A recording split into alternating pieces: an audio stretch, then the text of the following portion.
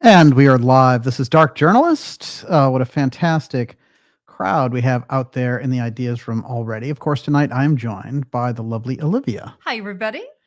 And Olivia, Purple Rain, Purple Rain. Mm-hmm. Tonight it's going to be actually Purple Ray, Purple Ray. Ooh. I'm going to describe why that is so as we get deep into Mystery School America tonight with a special report on Mystery School America and the X-prophecies hanging out there and what they mean for us here in this election year where everything, after all, turns to America and turns to politics.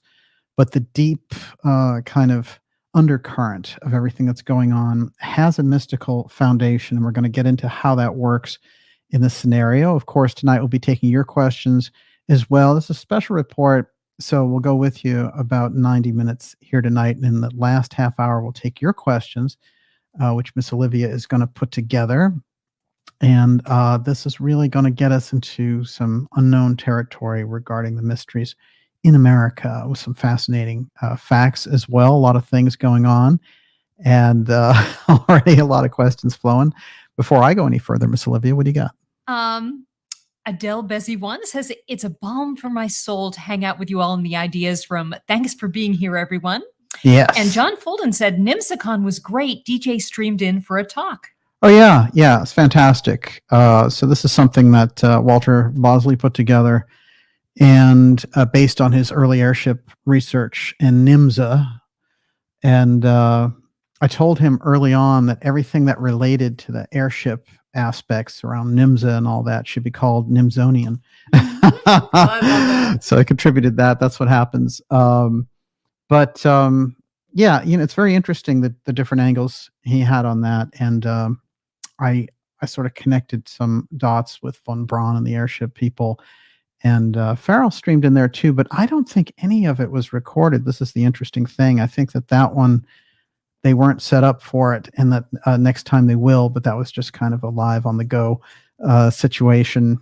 And but it's a fun thing that they're doing every year. And of course, events are very important, and we'll be having live events coming up. But that one looked like it was particularly fascinating, and a great crew. And anytime you get into that early period that is so shrouded, because the political process that kicks in the 20th century, when that sort of gets rolling, there's a huge overhang from what just took place back there. And it's a political aspect. It's got the Cosmos Club involved. We're very, very early on, as we've talked about on this program, relating to the UFO file and the airship mystery. But it's also interesting, I think, when you get into the 60s and 70s with the Cosmos Club, because all the major players from J. Allen Hynek and Carl Sagan, Menzel, all of them, they're all there in the Cosmos Club. And my ultimate decision on that, my ultimate conclusion, was that this is UFO Bilderberg. And it made the most sense. And some of the interesting conversations I've had with John Warner kind of bear that out. And I think it was funny that when we were doing our interviews, suddenly they offered him a membership. Mm-hmm.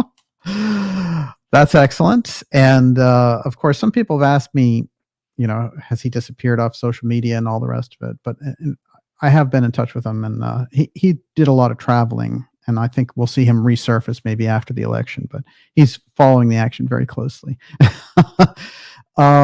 We have some exciting things coming up for you as well. One of the things I'm working on is a documentary series, and there's two of them actually. One relates to the HOTZONE, and part one of that is out. It's free on this channel, and it's called literally Hacking Atlantis, the CRAZE in the HOTZONE. And great response to that one, but we're putting together part two on that, but also this very special documentary that we're putting out in November. And that's the thing we've been working on and shooting here in the past couple of weeks. So watch for it in November. This is going to be something special. And of course, if you're on that newsletter list, it's a free newsletter, but get on that list at darkjournalist.com, because it lets you know about all these things way before anybody else will hear about them. And of course, with the massive pushback and censorship that happens online, it's much better to have that direct pipeline as far as it goes. And, I've been kind of tuning in a lot to the election, of course, but tonight's episode is going to sort of give us the background on why America is such the prize and the driver, and also that kind of beacon in the middle of all this. There's a very interesting thing about America and the forces trying to co-opt America. And if you can get America, you've got the ultimate prize, because you literally have a mystery school at its founding laying down very sort of mystical principles from across the ages in the founding of its documents. And when you go against that, you're trying to unravel not only a people's nation and consciousness, but you're trying to unravel the mystery tradition that holds that country together like iron.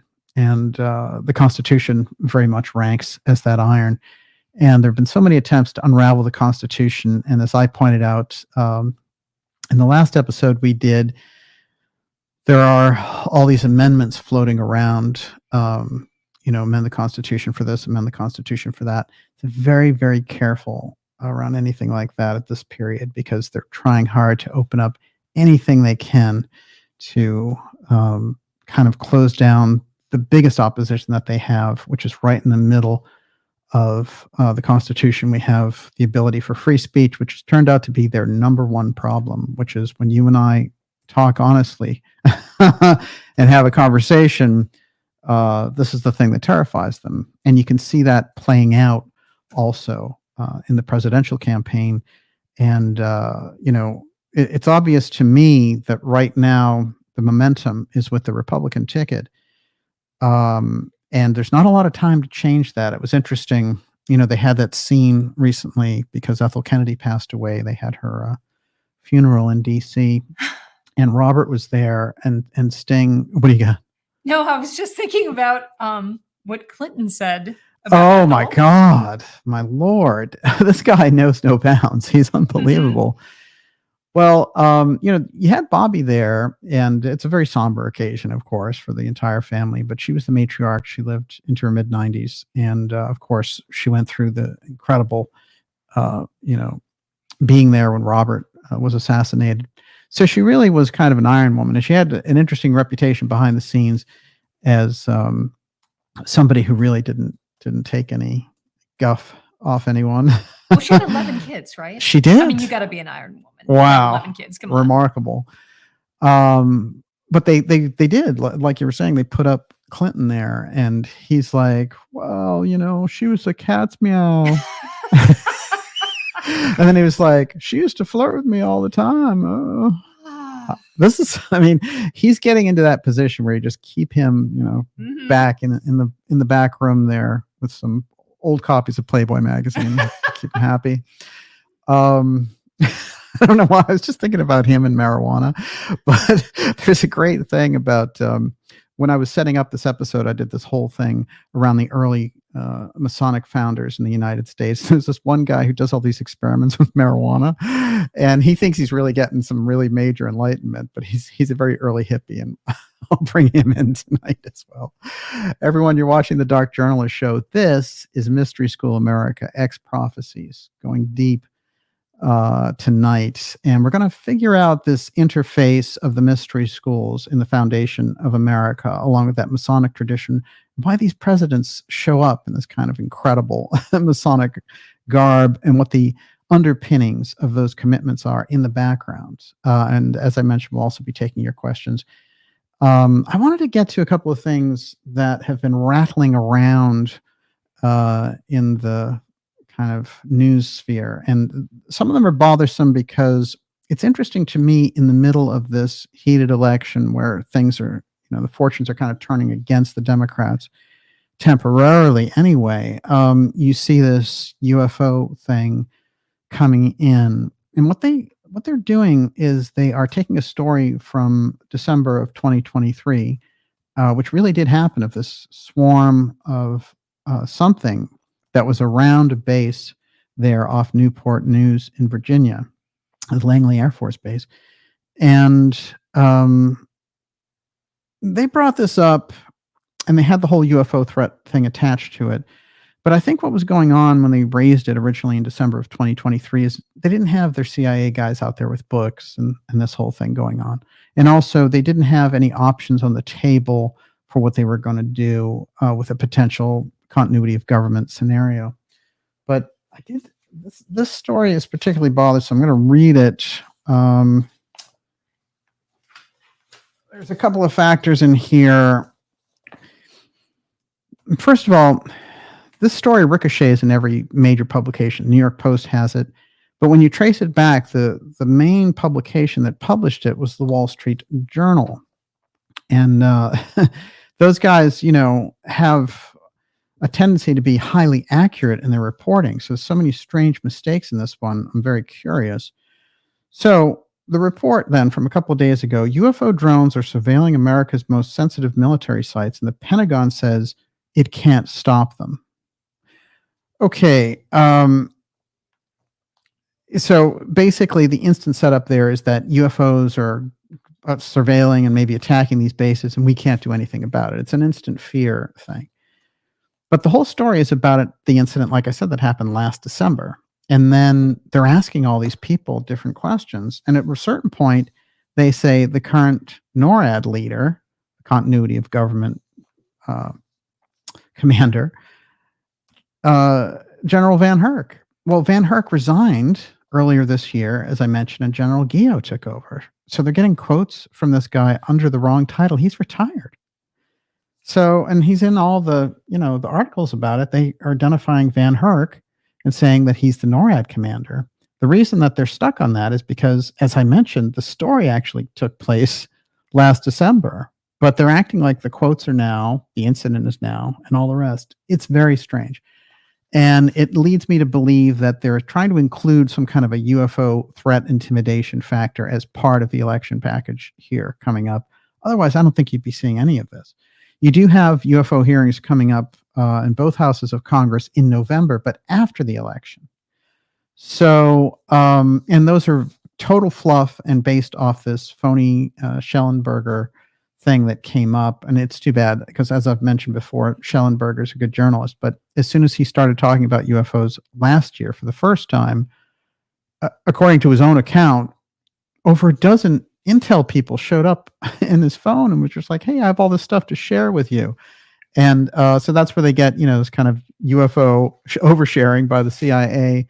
And that's their assets coming in there to control the game. And these people think, hey, I'm getting the inside drop from counterintelligence trained liar CIA agents and all kinds of IC people, NSA, NRO, you name it.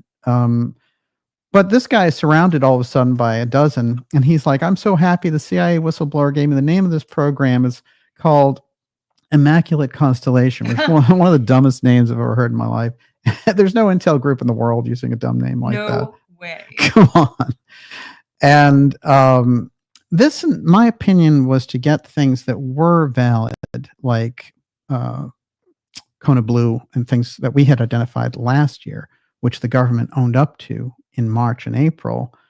I mentioned it in February of 2023. So I already knew about that program. The government, when I was talking about Blue and all this other stuff, nobody knew, there was nothing out there. There was no precedent for it. There were no dots to connect on it. Then earlier this year, for some reason, they were like, oof, and maybe that's because of the whole Mellon Grush thing with me, because I think what happened was that they needed somehow to make this whole thing their own and not just have us freewheeling the information out there. There was no reason to mention Kona Blue, but also they lied about Kona Blue. And so I did a whole episode on that. But just to give you this idea, when they roll these out, these are like, they're kind of like Easter eggs for the next series installment. And just like what they're doing with Netflix and the George Knapp show, so George Knapp is doing this UFO thing on Netflix, and all the guests are, it's like Chris Millen, Lou Elizondo. So, they have a lock on the institutionalization of how that stuff is presented. That's just the way it is. But that's the false op. So if you want anything to do with anything real, you avoid that end of it completely. And I've been saying that for a long time. But we've exposed them through this process. Other people have too. But the CIA false op for disclosure is very dangerous. There's no question about it. And you can see in this report, we have, again, them using the COG commander talking about this Langley, invasion of their base and all that. That's a scenario, that's a UFO threat scenario floated out as a trial balloon for data mining. They want to know what kind of reaction the public would have to that at this point, after being beaten around by Biden inflation for the last 3 years. There's a thing there also, which I think why they inserted Van Herk instead of Geo, who's the actual COG commander, Northcom NORAD. They're all the same, remember. But just for the record, Van Herk is gone. He's retired. He retired earlier this year, like 6 months ago, and Geo came in. But this is what he had to say in one of his press conferences on the way out. And he said, basically, I haven't ruled anything out at this point when asked, are those UFOs? Oh, I haven't ruled it out. Well, this is a very irresponsible, actually, gesture, but they don't do it. They have rules against this kind of response. So they're doing this on purpose to create this idea that, oh, maybe it is a UFO invasion. On the heels of that, now, so, we had this terrible situation with the flooding and all this stuff. Then right on top of that, and that's, all throughout the Northeast, but particularly North Carolina, as we mentioned, and all the things that have taken place there are still being unpacked dramatically, and the people there being impacted dramatically. And in the middle of all that, out of nowhere, the Biden administration changes rules about policing and how the military can be involved with policing. Now, Biden, in any case, is the lame duck administration. It's on its way out. And even if Harris won, it's not Biden, right?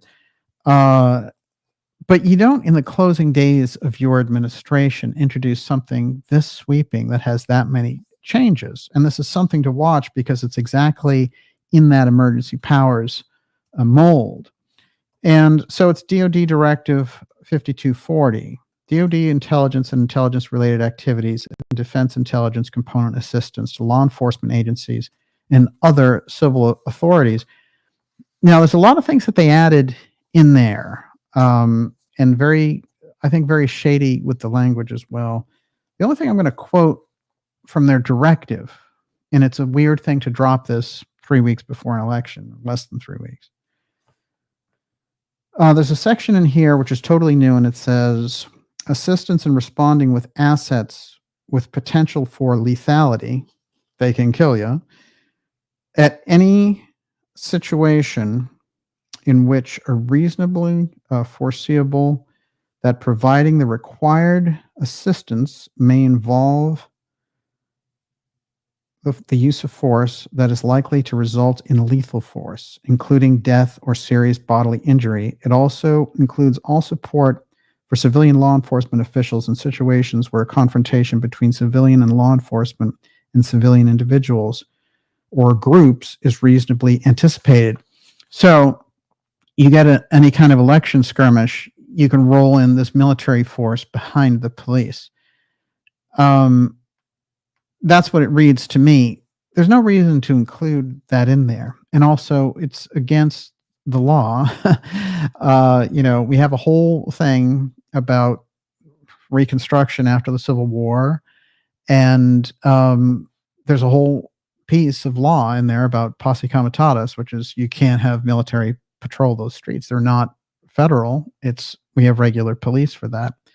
This goes completely against that. And it's not even suggesting, it's suggesting in situations where they need assistance. It's not saying in a total emergency of breakdown of society, martial law, COG style. No, this is just saying, hey, if anything gets out of hand, you can roll all of these assets in and have them use lethal force. So this is one of those skirmishes, it's like you go over the line of scrimmage and they're looking around seeing, did anyone notice we just seized a whole bunch of powers? And there's a precedent in history there, which is in the Nazi regime, where they create something in 1934 called the Enabling Act, all based, of course, around the Reichstag fire. And, we get so much of this kind of false flag imagery from that event. But it's worth noting that, had the Nazis been stopped there from what they were doing, from creating that into law, and they did it the same way. Nobody voted on their piece of legislation either. This thing, nobody votes on it. It's just a DOD directive.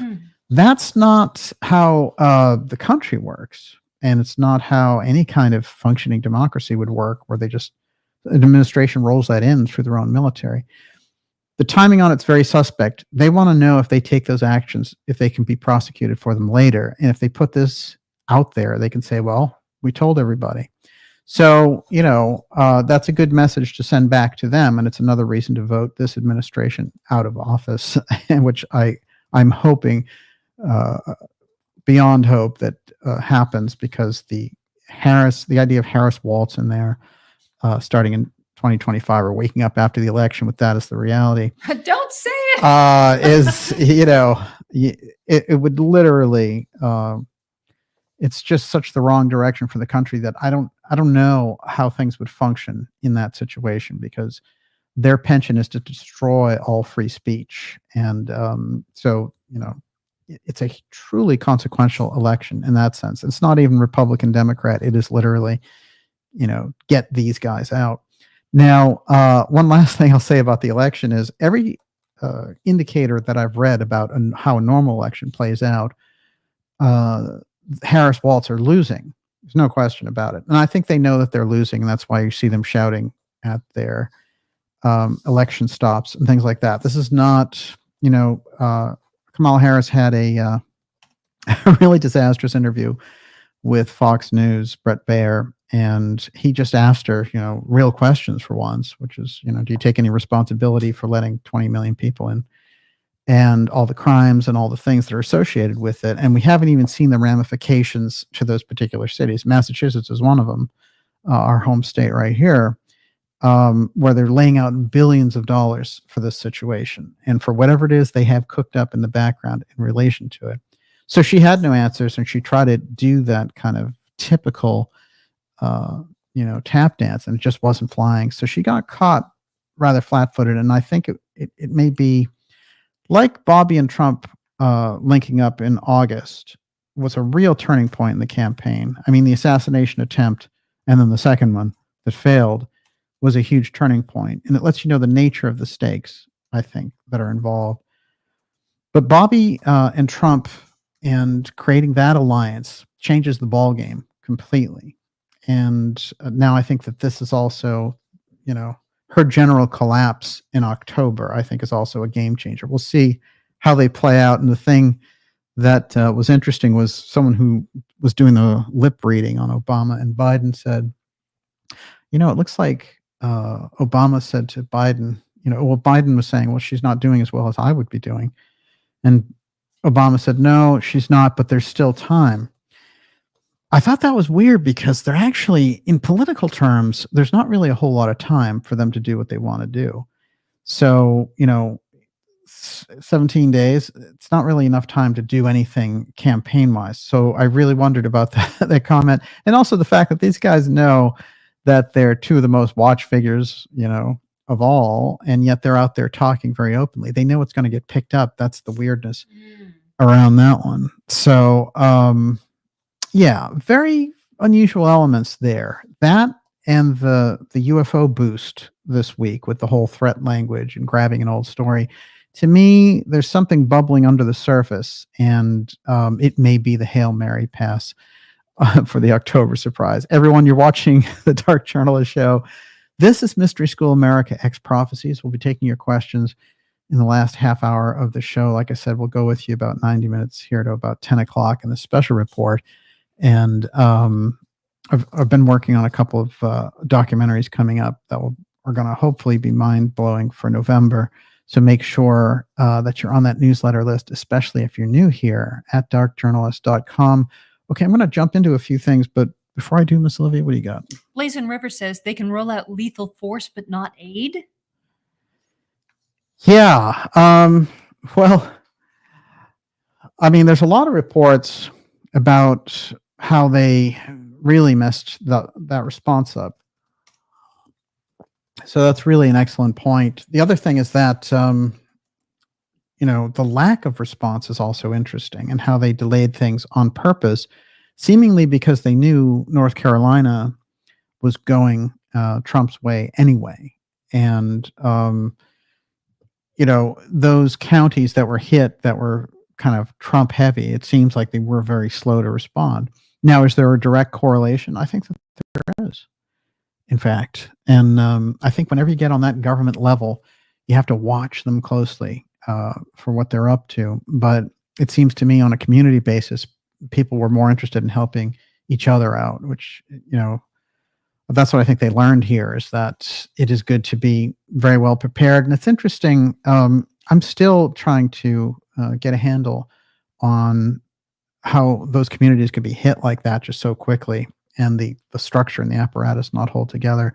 So I think we're still getting the answers on that one, but incredible things for people to have gone through. So, and they're still kind of digging out from all that. Just remarkable. Doing it with a lot of strength and aplomb, as it were. Question? Yeah, sure. Beth Noyes wants to know, does the government need to officially notify citizens that we're in COG? Would everyone know it? Yeah, I mean, there's a protocol for calling an emergency. So if they want to be able to enact power over legislation and power over different bodies, and create regional governors and all that, they have to go through some kind of a process for that. But there are things, it's very interesting that you mentioned that, because I was trying to get more information about this little piece of information that the Nixon people back in 1970, when they were going through a number of things, figured out that they were still in a state of emergency from the Korean War. Somebody had left the state of emergency on the books, so all these things could go on in the background, because obviously a number of activities were taking place that were still based on the emergency. So somebody deep in the halls of government somewhere, some agency, was profiting off the fact that the state of emergency had still existed. So if they didn't find, because the Korean War ended in 1953, if they didn't find it until 17 years later, then, it's anybody's guess as to what kinds of things are going on in relation to that. I've mentioned this in relation to the National Reconnaissance Office. So the NRO is something that's set up as a secret organization around satellites, supposedly, and inspecting satellites and processing intel and all the rest. And so that's in 1961. So there's no official recognition of the NRO until 1994. So you got 30 years in between there. I found something in 1979 where some people were suggesting this thing existed. But can you imagine that's something that's budgeted through, and it's something with a lot of ramifications? Space in that period was dramatically important, becomes even more important now. But nobody even knew about it or knew it was being funded. So, and the idea was, well, this is all under the aegis of national security, and you think about that, you could be living in something where they have something set up around the secret space program, for example, and they say, we're doing this, this, and this exercise, we're monitoring things from above on the ground. And, a lot of activity that we're hearing about, like Starlink, could be a cover for a number of those things as well. So there could be an actual organization, let's just call it the Secret Space Program. It's an organization, it's funded billions of dollars by the government every year, but because it falls under this window of national security secrecy, we wouldn't get to hear anything about it. As ridiculous as that sounds, there are these precedents in history. And when I've talked about the emergency powers and the range of power that they have in relation to this, we have to get a handle on the fact that these are scenarios which haven't played out. During 9/11, for example, COG did play out. They went through the whole thing. They went into the COG bunker, and they used the Doomsday Network and all the rest of that. But I've heard this sometimes raised in relation to the UFO threat thing, where people will say, well, why would you raise that? It's just a threat thing. It's like a fear thing. Because it's not that they have done it, or, hey, you know what? You said that they were going to use a UFO threat. Well, where's the invasion?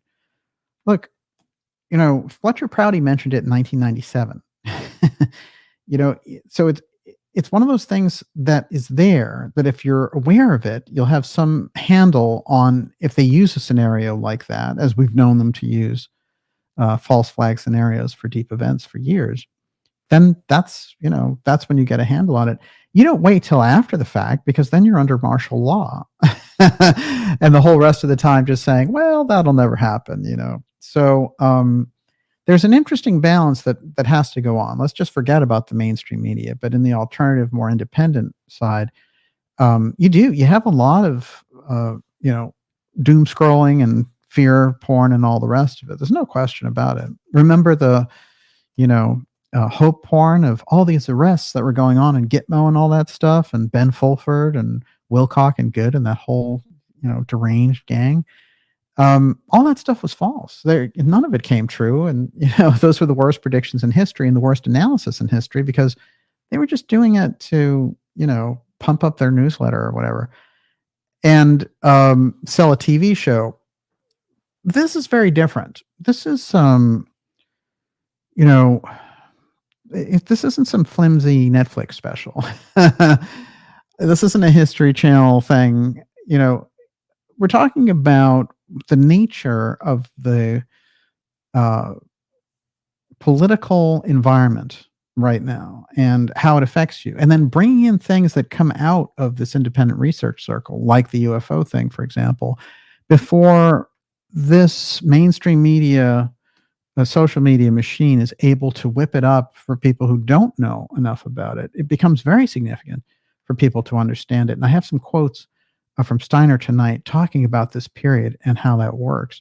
So we'll get into it tonight. But I think it's very important to talk about scenarios like COG, like a UFO threat emergency triggering COG, in order to understand how plausible is it. And I think I've made the case over and over again that they have an off-the-shelf plan ready for this. And whenever they raise things, like this titillating thing about the Langley base, for sure, they're testing and data mining the whole thing, just like the Chinese balloon.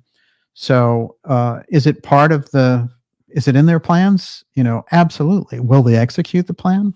We don't know. It depends on how desperate they get, I suppose. Everyone, you're watching the Dark Journalist Show. This is Mystery School America, X Prophecies. I'm going to read some of those prophecies now. Before I do jump off into prophecy land, Miss Olivia, what do you got? This is fascinating. I didn't hear anything about this. Corey Anderson says the complete island of Cuba is without power right now. It will take time to restart the complete blackout. Humanitarian crisis pretty quick.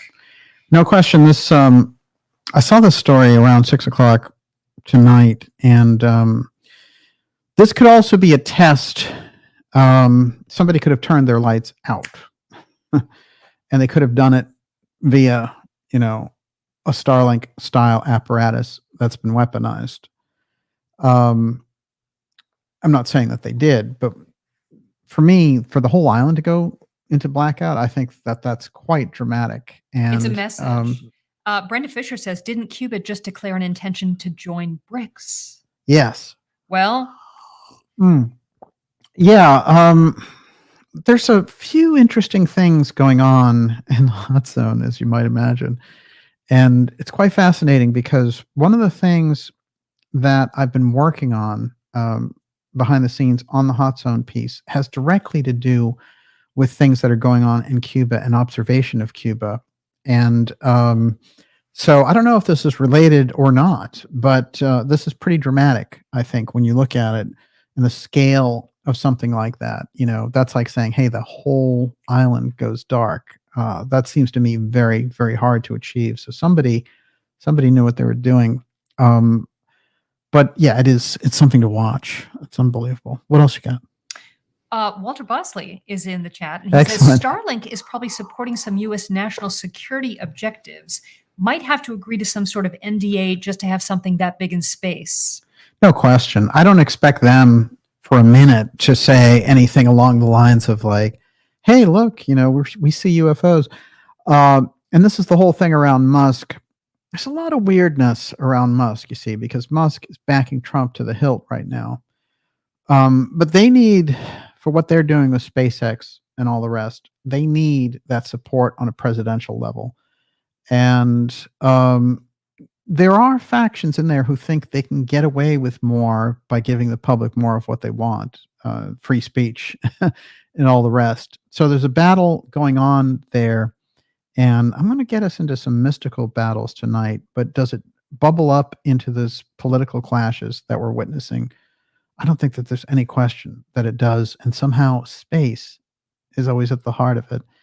And along with them prepping the narrative for something that they have coming up and coming in. All right. Let's go back now in time to an episode, Purple Ray. And I did an episode very early on. I think it's like episode 15 of the X series. So we're going back 4 or 5 years. And it was all about a guy named Henry Wallace, who was FDR's VP, and his close association with a group called Halcyon, and the Halcyon Temple out there in California. And this very interesting branch of the Theosophical Society that broke away from the Besant branch after Henry Judge died. And after Blavatsky died, they were like, we're not going Eastern, and we've got this whole other thing going on. And a lot of people consider them as an intentional community, as kind of like proto-hippies and all the rest, their discovery of California and getting together these poets, artists, and all the rest.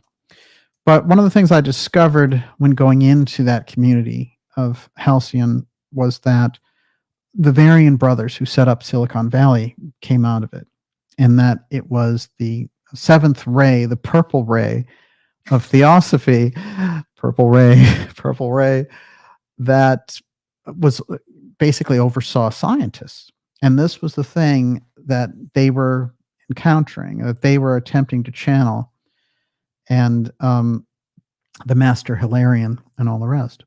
So in Theosophy, you have this overlaying piece of the Ascended Masters directly giving messages to H.P. Blavatsky, who led the movement, the Russian mystic who really came out of nowhere and came to America to found Mystical America in New York, the Theosophical Society, the real public major mystery school that opened up so many things right here on the soil of America. But from someone who was Russian and also a woman, there's heavy,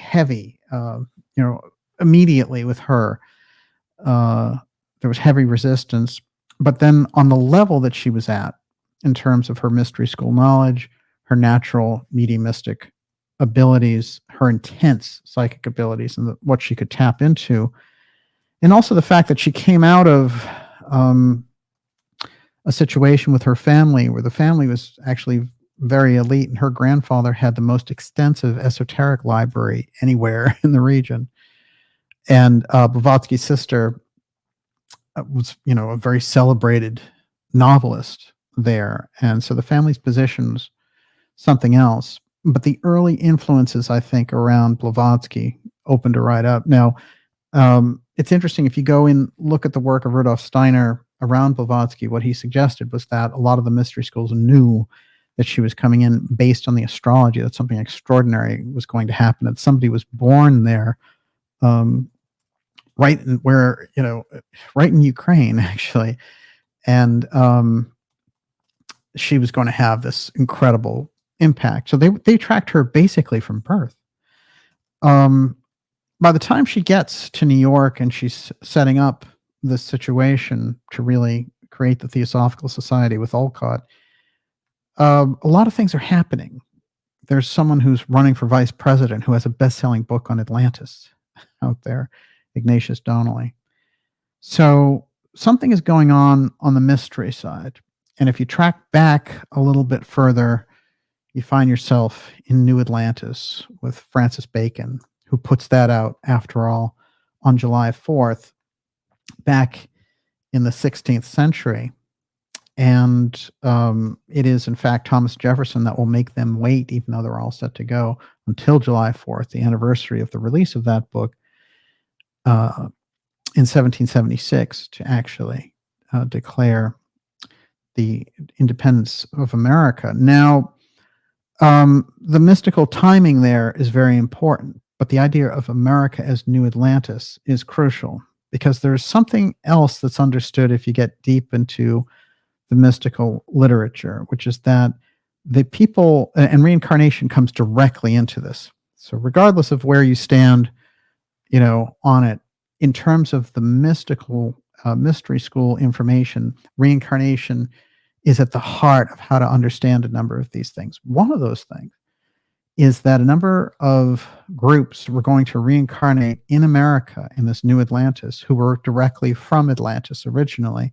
And interestingly enough, in their past life memory, they were going to carry all the knowledge about advanced technology, for example, but other things too, including the fact of lengthening their lives and surviving death, and lengthening their lives to whatever was required or necessary or desired.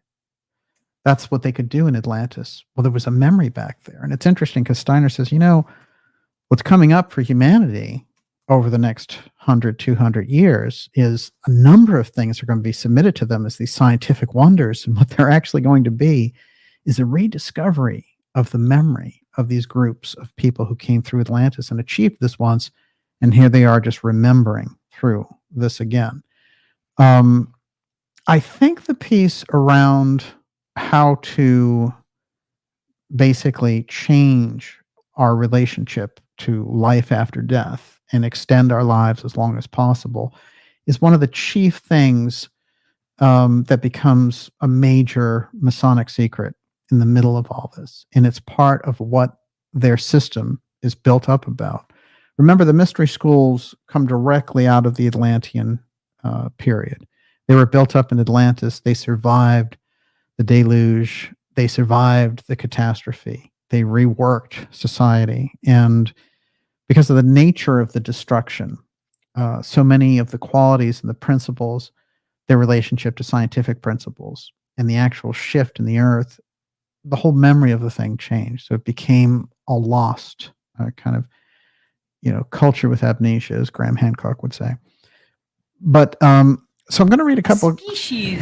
I'm going to read a couple of quotes from Steiner relating to what we're up against, and then I'm going to come back here to Henry Wallace, because it's going to make a little more sense for why America became the focal point. But also, what I'm going to relay is that these people have already started. They've already been on stage, as it were, the X actors, and I'm going to identify them. And we can see in the current setup of this election, where you have Trump and Bobby, both have a deep, deep connection to the secret technology aspect. Bobby through the Kennedy family, JFK being assassinated over the UFO file, Trump through Uncle John Trump and his connection with Tesla, and also being the protege of Vannevar Bush. I've pointed these things out, but you have to understand the combination of that force in this election represents a huge shift in humanity's action. And now, there can be things that will try to piggyback on that alliance and try to exploit some of the technological aspects that could come forward.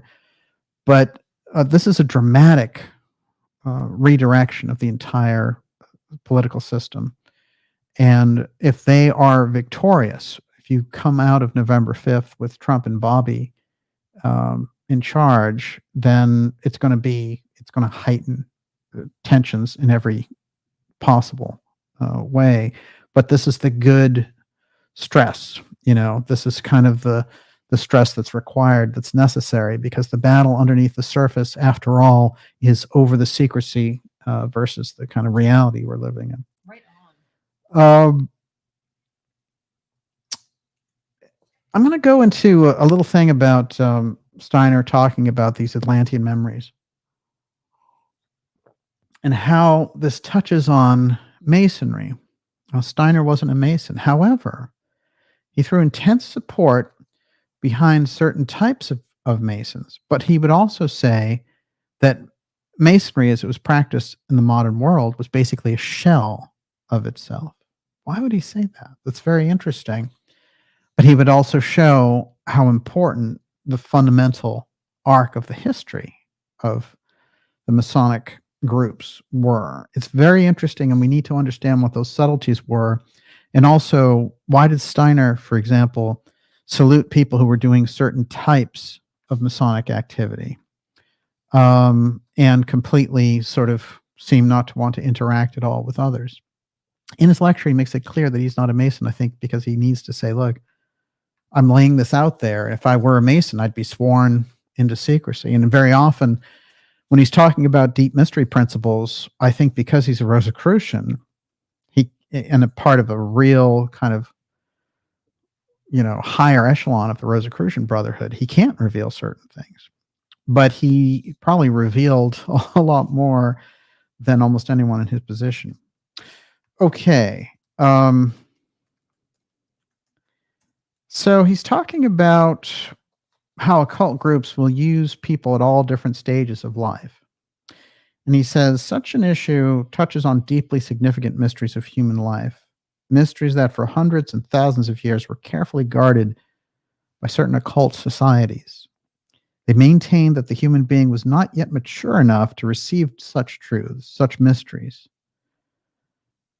and that becoming acquainted with them would result in great confusion. This is, again, one of those very interesting tightropes to walk, because on one hand, you need to inform humanity. On the other hand, you don't want to give them something that a small group of them could undo the rest with. We will not say much today about the justification for keeping back from human beings these deeply incisive truths that are so significant for life, instead of nurturing them only in the narrower circles of occult schools. It must be said, however, that the time has approached in which wider circles of humanity cannot and should not be without the communication of certain mysteries concerning the supersensible world of the kind that were mentioned yesterday. Indeed, more and more must be accomplished in communicating such matters to the public. In earlier times, when humanity lived under different conditions, it was justifiable to hold back such mysteries within certain limits. But now this is no longer the case. Now, in what we know as the fifth post-Atlantean epoch, the condition of human life is such that the human being will invariably pass through the portal of death as a destroyer, unless in life here on earth he increasingly seeks for mental images, concepts, and ideas that are concerned with supersensible matters. Think about this. Thoughts are things. So if we're being programmed with the wrong thought images, we have kind of a wrong thought bank, hostility in culture, clashes, anger between groups, wars, things of this nature. We're bringing that in, according to Steiner, into the spiritual realm, even while we're alive. Now, he goes a little further with this, and I just want to go a little bit further, where he says, it's incorrect, therefore, to claim that one may just as well wait to see what happens after death. No, we must know between birth and death about certain matters concerning the spiritual world. See, I agree with this. There is this thing of like, well, I need to live my life, and I can't be concerned with cosmic matters and things of this nature. And right, when I'm dead, I'll deal with it then. A lot of people say that. That's right. And it's funny too, because you can understand it, because life is complicated enough on its own. I think about this guy. Well, this is a personal story, but when I was in college, there was a guy who was older than the rest of us. He was about 15 years older, and he knew every kind of Buddhist technique in the world that there was. And he could quote from this book and that book, and he had really loaded himself up on a lot of conceptual stuff. And every morning we would hear him in the bathroom, and he would be over the toilet, sort of hacking up. And we wondered, what is going on with this guy? Like, and it was some Buddhist technique he's claimed to learn. He's like, oh, this helps my intestines. If basically after I sleep, I spend the first 15 minutes of the day, spitting out all this stomach bile. This is very interesting. Now, I remember looking at this guy and thinking to myself, this guy grew up in like Maryland or something. He came from like the most white bread family in the world. And here he had taken on this whole thing about gurus. And, he had placed this whole mask of Eastern culture on himself. And here he was every morning doing this thing that sounded totally unnatural and couldn't be healthy, beyond your wildest imagination. But we can imagine, it's funny when you look at Steiner and how he's looking out at the world. This is before the gurus came, the whole India craze in the 60s and the 70s, where everybody wanted their own guru. And there's a fascinating story that Krishnamurti tells about. There's this one guru who's very popular out of India, and he keeps asking to meet Krishnamurti, because Krishnamurti basically turned down the whole role of doing that thing and being the kind of wizard on the mountaintop that everyone would come to and lay their jewels. People were giving Krishnamurti castles and stuff. He gave them back. But this guru came to him and he said, okay, yeah, we'll definitely meet and we'll talk. And he said, I got in there. This guy sat me down and he pulled out a big map and he wanted to show me all the different countries he had students in. And then he started putting dollar amounts on the countries of how much money he was making per, because he had all these students. And so he would be like, over here in Berlin, I have like $1 million from these students. And then he was doing all this stuff. And it was like a weird way to impress him with how well he had done. And you can imagine, because Krishnamurti is very cynical as well. If you go into any of his writings or discourse, even when he's being happy about something, it's a little bit, he definitely can be a buzzkill. And this was the ultimate. But this is the kind of thing, and this is what I think we're getting at with this, which is we have to take it that you have to understand why people become cynical, I suppose, is the way to think about that. Because there is a lot of foolishness, and there's a whole entertainment thing, and there's a whole cult of personality thing. There's a whole Gaia TV type thing that happens. So getting something off the ground, which gives people that real message that is so important in this period, this Ahrimanic period that we're in, where our whole vision of ourselves as humanity is being clouded by this wave of technology, this wave of astral influence. Getting that message across becomes something that is so crucial. And Steiner does it so well. There's only, there's a few that have done it really remarkably well. And there may be many more that we don't know about. But, we always go to the work of Steiner and Blavatsky and Casey and Gurdjieff because they laid this foundation, which is not to say they didn't have, personal foibles and things of this nature. It's just that they were able to take that mystery tradition out to the public. And this is the crucial thing.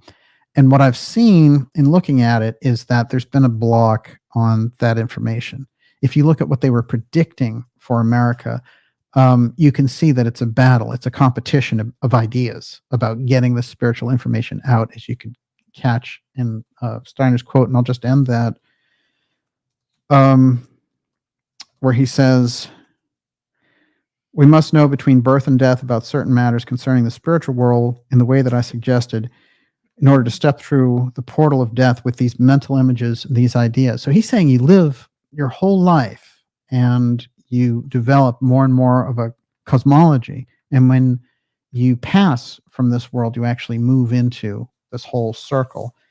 There are some very interesting dates and things that are flown around inside of Steiner's work. And I don't think of them, I think at a certain point, people try to do this with Nostradamus or Casey or Steiner, where they just look at it and say, when does he predict disaster? This is a little different. What they're saying is that they're predicting kind of the competition between what could be and what could happen if the could be fails. Just like there's a famous, if you look at the work of Blavatsky, Casey, and Steiner, there's a thread that runs, and it works something like this. If America fails, then civilization moves westward, and it keeps going. So it goes to China. And then ultimately, says Casey, must Mongolia, must a hated people be raised. This is one of those ricocheting predictions that Casey makes, in fact. And then he'll go further still and say, the opportunity is that the principle has been born in Russia, the hope of the world. And it's through that alliance with America that the hope of the world can be brought forward. And it's this revolution in thought and revolution in spirit. This whole thing is waiting to happen. But it's very interesting because the groups that are in charge, especially of American foreign policy, are dedicated to our complete, enemy relationship with Russia, as they have been since the end of World War II. This is quite interesting because, there's that little period there after the Berlin Wall falls and the Soviet Union falls, and we're investing in Russia and all the rest of it. But they would eventually call that the rape of Russia, where a number of different financial interests go in there and buy things up cheap because their whole system has been decimated. But there was still, there was a kind of détente that was taking place there for 15 years or so. And then it started to get into this thing. And I remember, you can see this clip from Mitt Romney and Obama, which is one of the worst elections in history. Very interesting how Obama's vote share shrank so dramatically to the point where, he lost almost 6 points. That's not usually what happens when somebody is reelected. They're usually reelected by a wider margin, so you could see where things were going. But it's interesting. They're having this debate back and forth, and Romney's being all tough on Russia. But at this point, we haven't turned into that thing yet where we're going after Russia. And they're still able to keep a face on it. And at a certain point, Obama turns to Mitt Romney and he says, hey, Mitt, the 1980s wants their foreign policy back with Russia, So everything is still friendly and hunky-dory with Russia. Something about that 2012 election, and suddenly they get into all kinds of different territory, and we get into situations, for example, with the CIA overthrowing the leadership and installing their guy in Ukraine.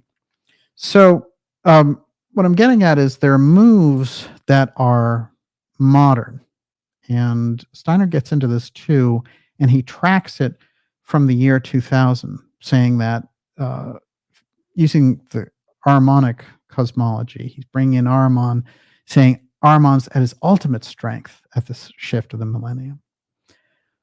Well, it's fascinating because Casey talks about the same thing going into the year 1998. But he doesn't say, hey, 1998 is going to kick off all this stuff. He says that's the start. That's the wave. This is when you can track it from. 1998 enters you. You're past the test period. You're going into this full stress situation for humanity. So it's very interesting when we get into it and we start to look at the dating, as it were. And I'm going to give you some Steiner dates that you're going to find very interesting in the 21st century coming up. Everyone, you're watching the Dark Journalist show. This is Mystery School America. X prophecies revealed. Edgar Casey, Rudolph Steiner, Blavatsky, and more. It's very interesting that one of the guys on the kind of hierarchy of the political end who helped promote Trump into the presidency, Steve Bannon, is in prison. This is a guy who is very openly associated with mystery school type ideas, for better, for worse. Do we know how he got into them? No, I think it's interesting because he'll talk about his admiration for things. What's particularly interesting is if you go into his history in the military, he would make sure that wherever he was stationed, that they had a Gurdjieff meeting center close by. That's how deep into it he was. And I think you're looking at somebody in Bannon and in General Flynn.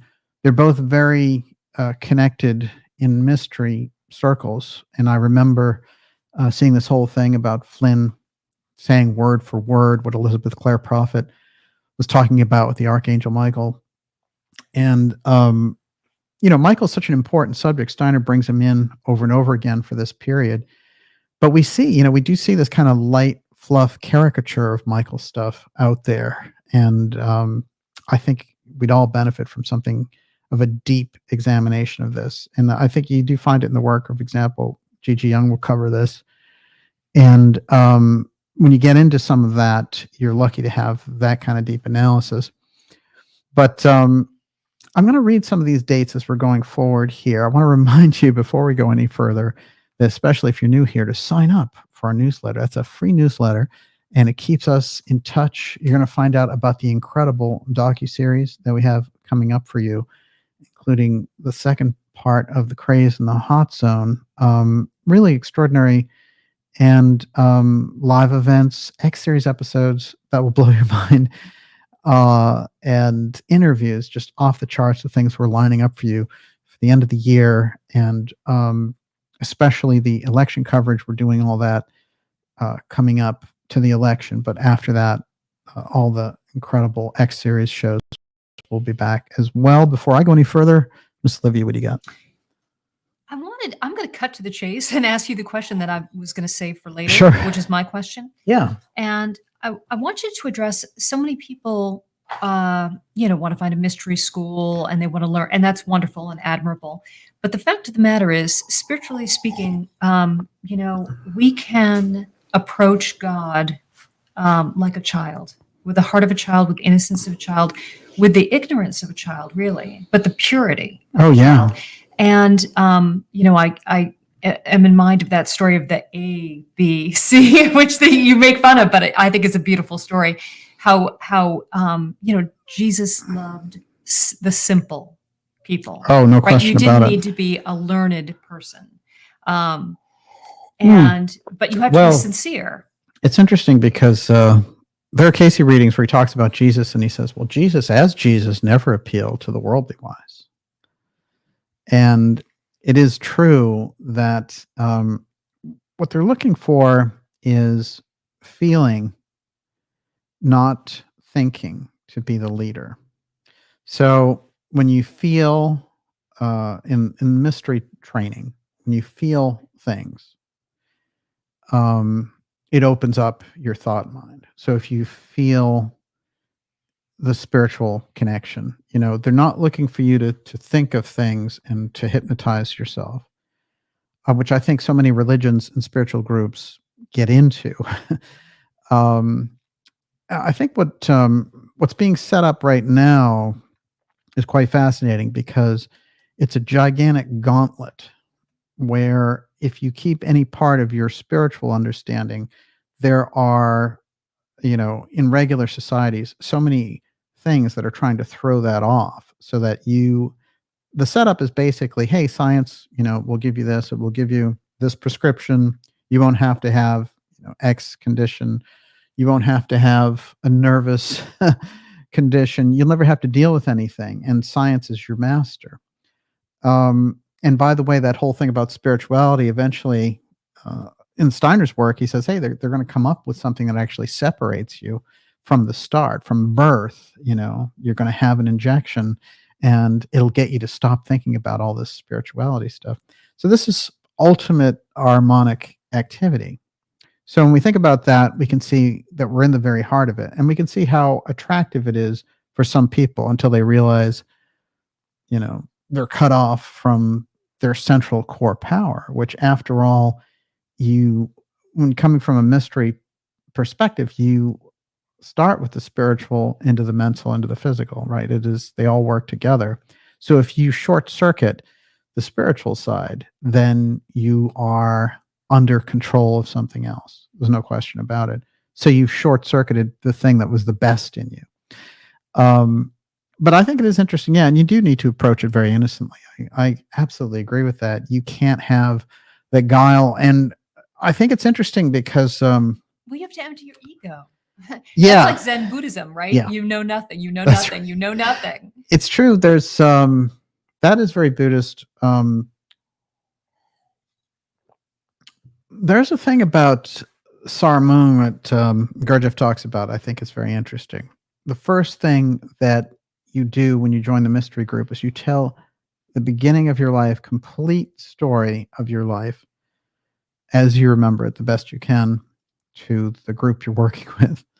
And you don't leave anything out. You don't lie about anything.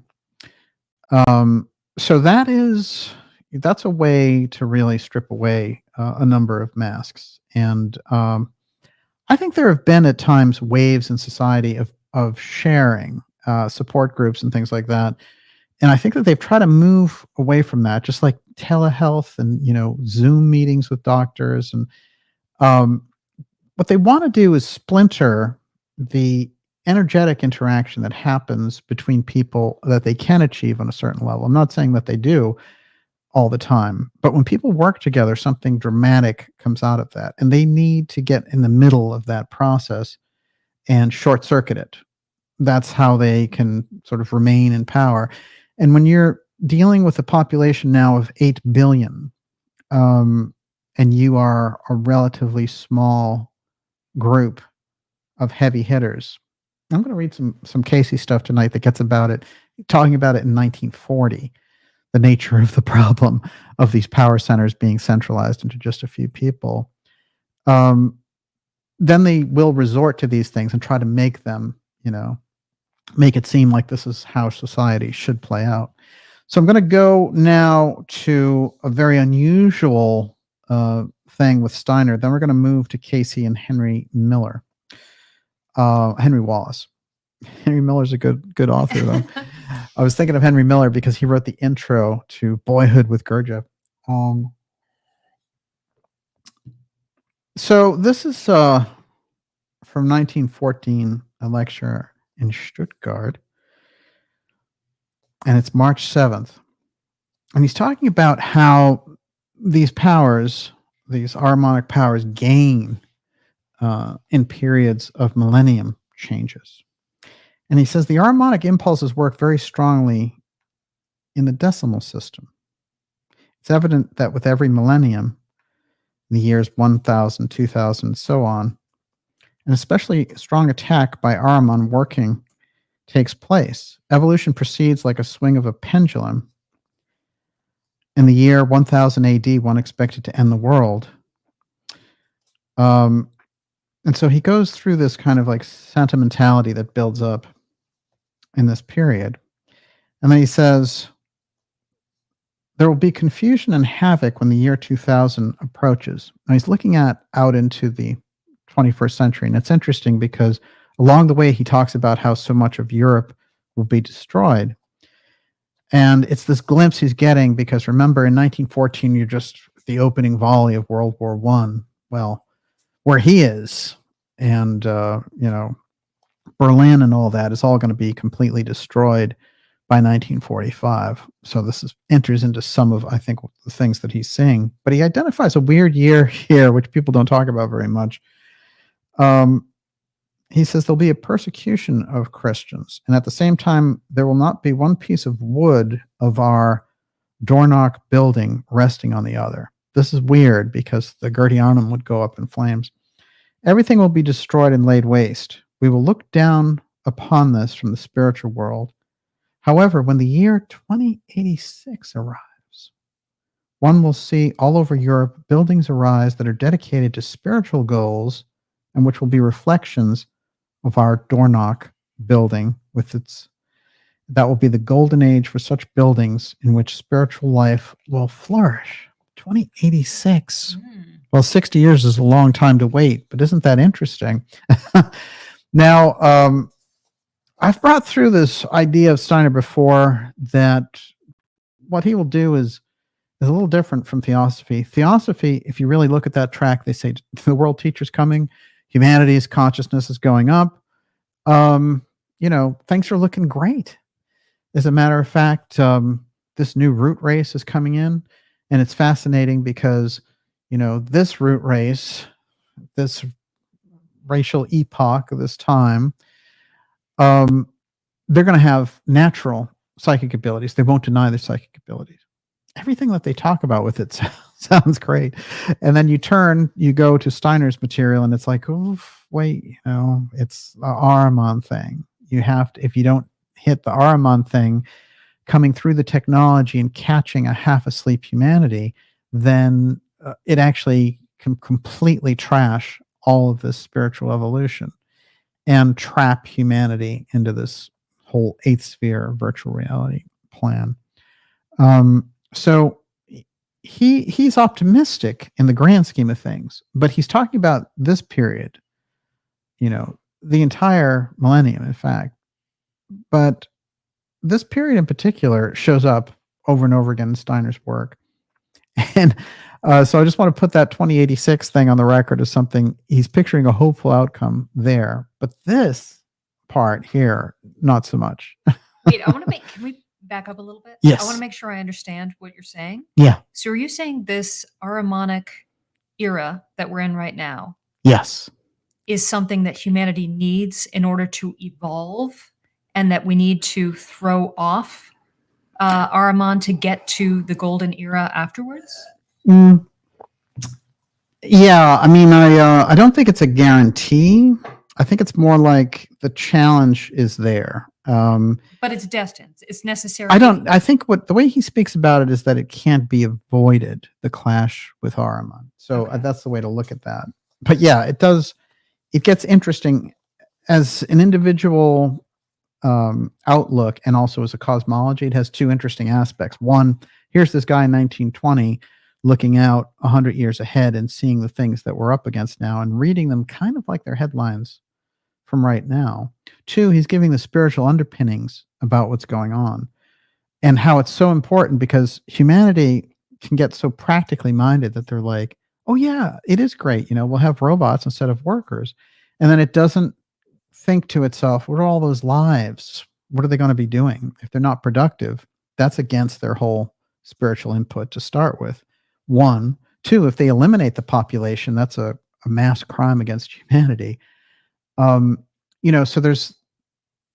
it's the same thing that comes up with Oppenheimer, where he talks about how our knowledge outpaced our wisdom. That's how we got to the atomic age. This is the nature of the problem. And unraveling that problem is going to require something more than just logical, trained mind thinking. It's going to require the cooperation of that, kind of psychospiritual connection in order to get the right direction, the right intuition, the right moves going.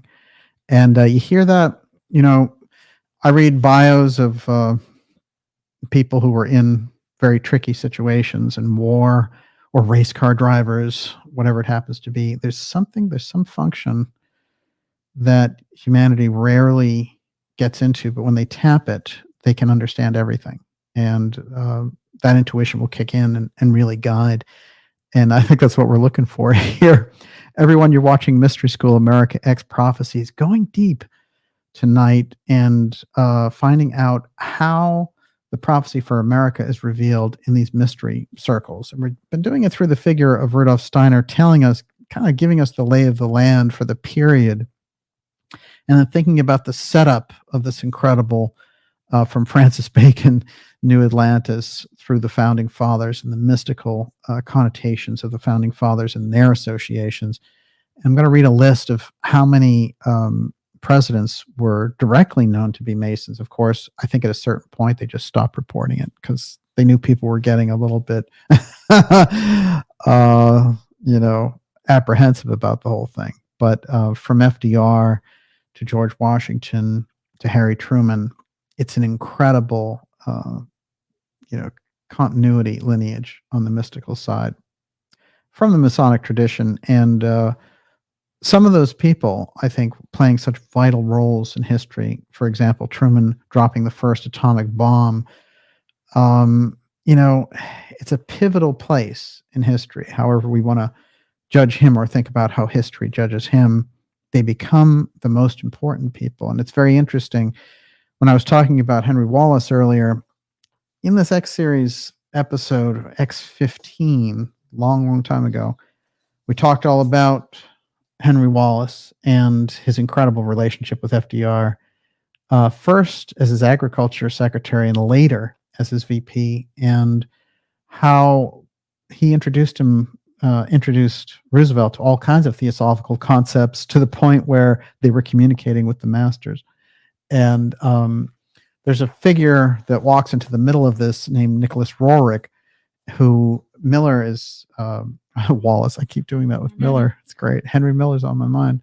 Wallace gets very, very involved with Roerich, and Roerich is quite fascinating because he's almost like a Gurdjieffian figure.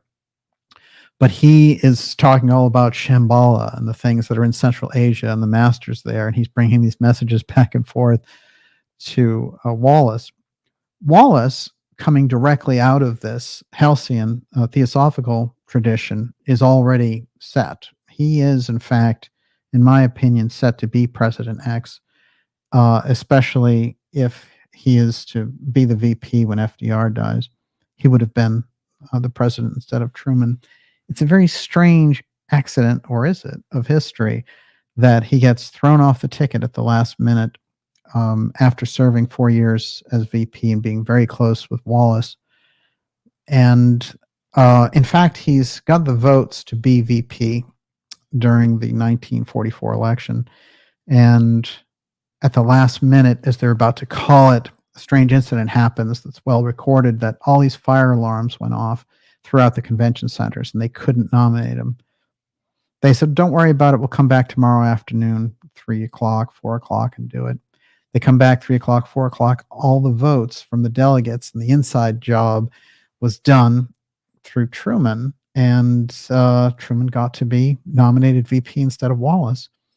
Truman's in office only 3 months before before FDR dies. So we're in interestingly unusual territory. And oddly enough, FDR, because he didn't particularly like Truman, didn't tell him anything. Truman didn't even know about the atomic bomb program, so the first thing that lands in his lap is, hey, we're planning to drop this atomic bomb in Japan. So it's a very unusual thing, but what we have are with Wallace and with Truman are two major Masons vying for this position. But you have a real mystical version there in Wallace because he's coming out of the theosophical tradition and he is, interacting on some level with those masters. So he is set up really to be President X. And that's what we would have had if it wasn't for these background shenanigans. You got Truman instead, 33rd degree Mason. So, you're in deep territory. Once he got in, after he got in, you get the National Security Act, you get the CIA, you get all these other things. Not to just lay it on him, but that entire apparatus needed somebody who was pliable in their hands. And if you go into Truman's background, he certainly was pliable because he came out of a political machine that had run things. And after all, it's very interesting to note that Harry Truman never even went to college. He's one of the only presidents who didn't have a college education at all. He went to high school and ran a haberdashery. So he came from very humble roots there in Missouri. But the machine behind him got behind him quick, spotted him, and said, he's good. He knows how to interact with the public. This is a guy we can put on there. And it's fascinating to note that he oversees the first large-scale UFO crash there in Cape Girardeau. And he has to oversee the secrecy that's involved with it as senator at the time.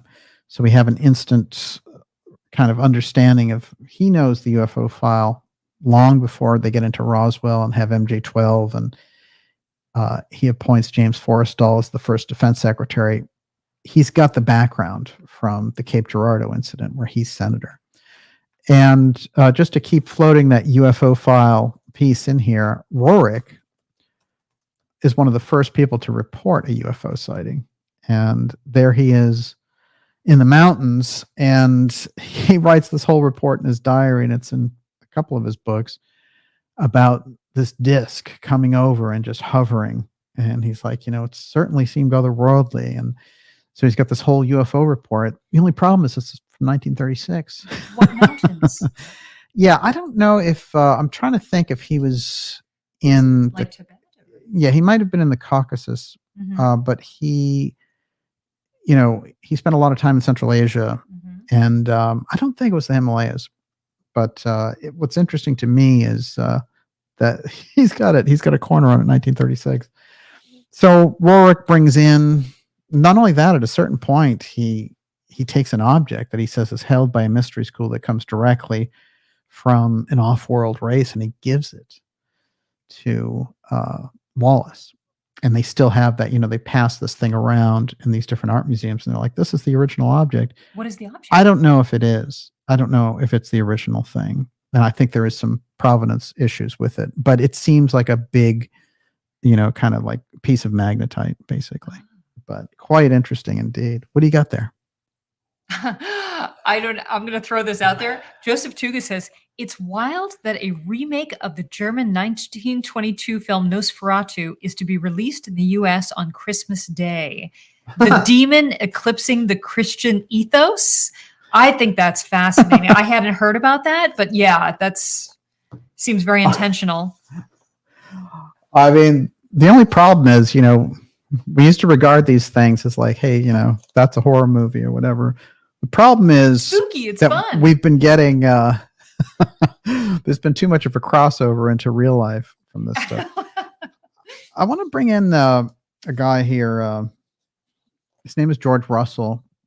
He's a theosophical painter, and he was part of Golden Dawn. He's a well-respected artist, and he's the one who does this incredible painting of Blavatsky as he sees her on the astral plane.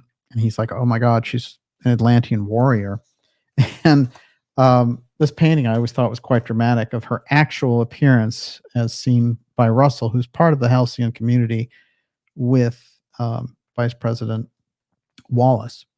But he also changed his name to AE.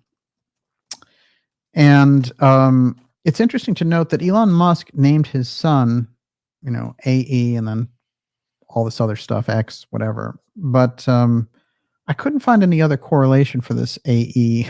And looking for those mystical things around Musk, I thought that was an interesting one. And of course, we mentioned Blavatsky earlier, but Blavatsky over and over again reiterated that America was the core. America was where the mystical consciousness was going to rise. She wasn't looking to other countries. It's interesting because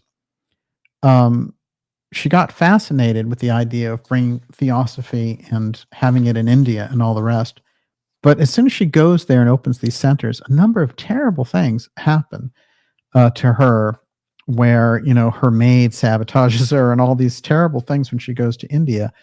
Interestingly enough, in America, she was thinking this is where the foundation of theosophy will be. And there's a reason for that. I have a couple of quotes from her as well. If you've got a question there, we can take it while I get these together. What do you got? Well, DA says, DJ, talk more about what you know about the archangels. Are we going to cover that later? I want to know about that. I want to know about them too, particularly Michael, and how. The big question is, how do we contact them? How do we relate to them? Oh, I think in the mystery work, there's enough to start to open us up to the idea. I want to know specifically what Casey recommends, because he likes to be very basic. Archangel Michael spoke through Casey, and the people who were there said, it blew out windows and things like that. It shook the whole house when it happened. So yeah, there's something really dramatic with Michael in this period. And certainly in upcoming episodes, we're going to get to that. In this episode, I have 6 more minutes to present and then take your questions. So I'm going to do my best in 6 minutes. All right. So Blavatsky depicted America as the catalyst for a revolution in human potential in 1888 in The Secret Doctrine. Quote, "It is in America that the transformation will take place. Not Russia, not the UK, not France." She's saying it's taking place in America. So Blavatsky has this piece about America's secret destiny. We need to keep that in mind. I have some quotes around the secret destiny piece. Now, this is interesting. Speaking about presidents and the mystical knowledge that they have, we all know about Jimmy Carter's UFO sighting. But in a speech Carter had at Emory University, he told the students, quote, "During my presidency, clairvoyant spies helped identify the coordinates of a crashed Soviet spy plane in Central Africa, netting a significant intelligence gain." That's Carter talking publicly. Now, Russell Targ, of course, who's really was the founder of the remote viewing program and did it at SRI with Hal Puthoff. He's been on this program many times, but we need to have him back for a conversation. One of the things that he did was, with putting out Third Eye Spies, he revealed the number of times that the government had used psychic spies in order to achieve different types of goals. We know Ingo Swann and James McMoneagle and other really kind of incredible psychics were part of that program. So we know that it's already being utilized. And the idea that, say, in society it's ridiculed or whatever, doesn't matter. That's just a way to keep you away from the power center that we all have. So this is a very important thing to note, that a president on record told these students this. So it's not something that we have to guess at or think, oh, they didn't really believe that the government was throwing away money. No, that's the president saying, we needed information on this thing. We got it through the psychic remote viewing program. It doesn't mean that all remote viewers are accurate, by the way, but you can see humanity has this ability. It's interesting because if you go back to the work of Edgar Cayce, what he said was, I don't do anything you can't do if you're willing to spend the time and lay your personality aside to tap into this other thing. So he felt that everyone could do the incredible things that he did as the sleeping prophet. And I'm going to mention the sleeping prophet. There's something that I found interesting. I've done a number of shows where we've mentioned the Poughkeepsie seer, Andrew Jackson Davis. And Steiner outlined the fact that Davis was really part of this program of the mystery schools, trying to figure out how to reveal to humanity that this Ahrimanic thing was coming in, and we need to tell them all about these other spiritual faculties that they have that they don't really hear much about. And so his breakthrough to seeing these other worlds and things, he called the other, the afterlife, Summerland, and but just was an extraordinary psychic. It's very interesting though, because his reverend was named George Bush. And when I was reading a Swedenborgian history, there was an article in Salon magazine talking about how this George Bush was the first cousin. We covered this Bush because he's one of the early guys who wanted to set up Israel. And this talking about in the early 19th century. Reverend Bush caused a stir in 1845 by leaving the Presbyterian Church to become a minister in the Church of New Jerusalem, an ecclesiastical body based on the ideas of Swedish mystic scientist Emanuel Swedenborg. Bush wrote admiringly of Andrew Jackson Davis and attended his seances, which was a term that Davis coined. We get the term seance from Andrew Jackson Davis. Edgar Allan Poe was also associated with them. And you will find this strain, as we mentioned before, the Orphic Circle. They had Charles Dickens in there, but all these other incredible writers. And so there's this strain of journalistic writing on one hand, political power on the other, the arts on the other, which constitutes this wave of mystical figures getting together and doing these groups. But Bush, being a first cousin to the Bush family there and associated with Andrew Jackson Davis, I think that I've already said remarkable things about this George Bush from the 19th century. And,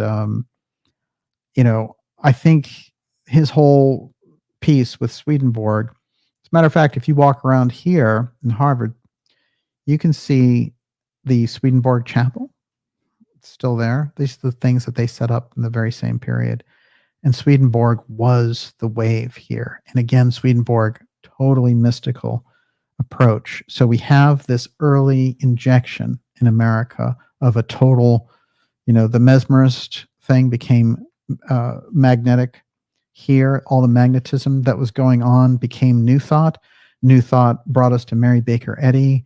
That was the whole Christian Science, laying on of hands and doing healing that way. All of this has been injected into America to send these ripples, to create this center of mystical influence so that it can become New Atlantis, because it is so powerful, but at the same time, it's been exploited very, very heavily indeed. Everyone, you're watching the Dark Journalist show. This is Mystery School America X Prophecy Special Report. We're going to take your questions here. I'm just going to read a couple of quotes from Edgar Cayce, and we'll go into your questions, and then we'll wrap it up, say, at 10:30. How's that sound? Sounds good. What do you got out there?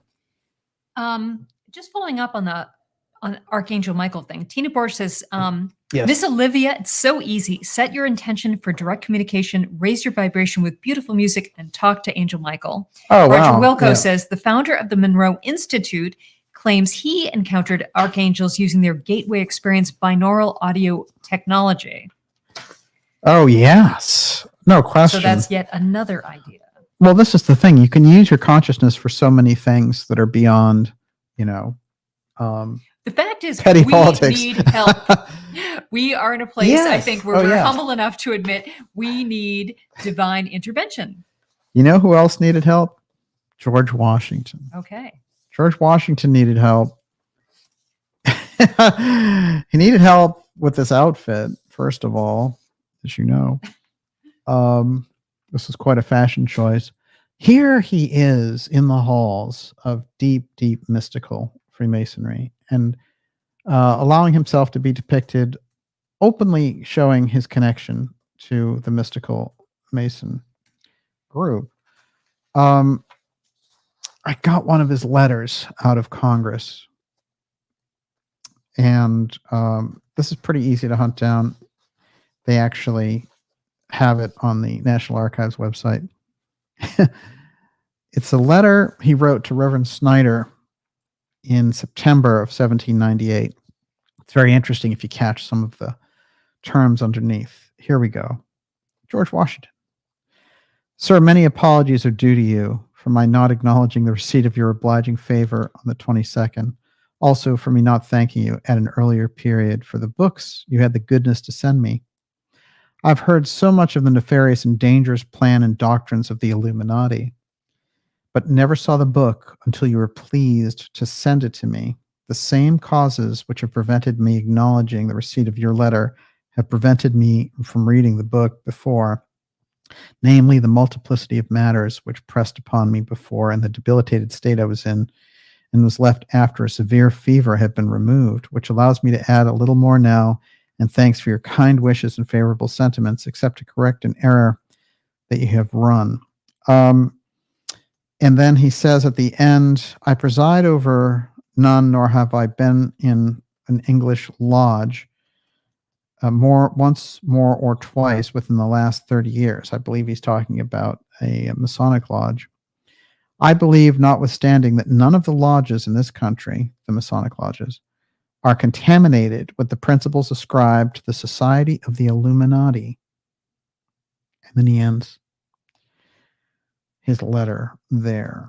And then he says, he writes to someone else there, and he seems to be on this Illuminati Masonic series of letters here.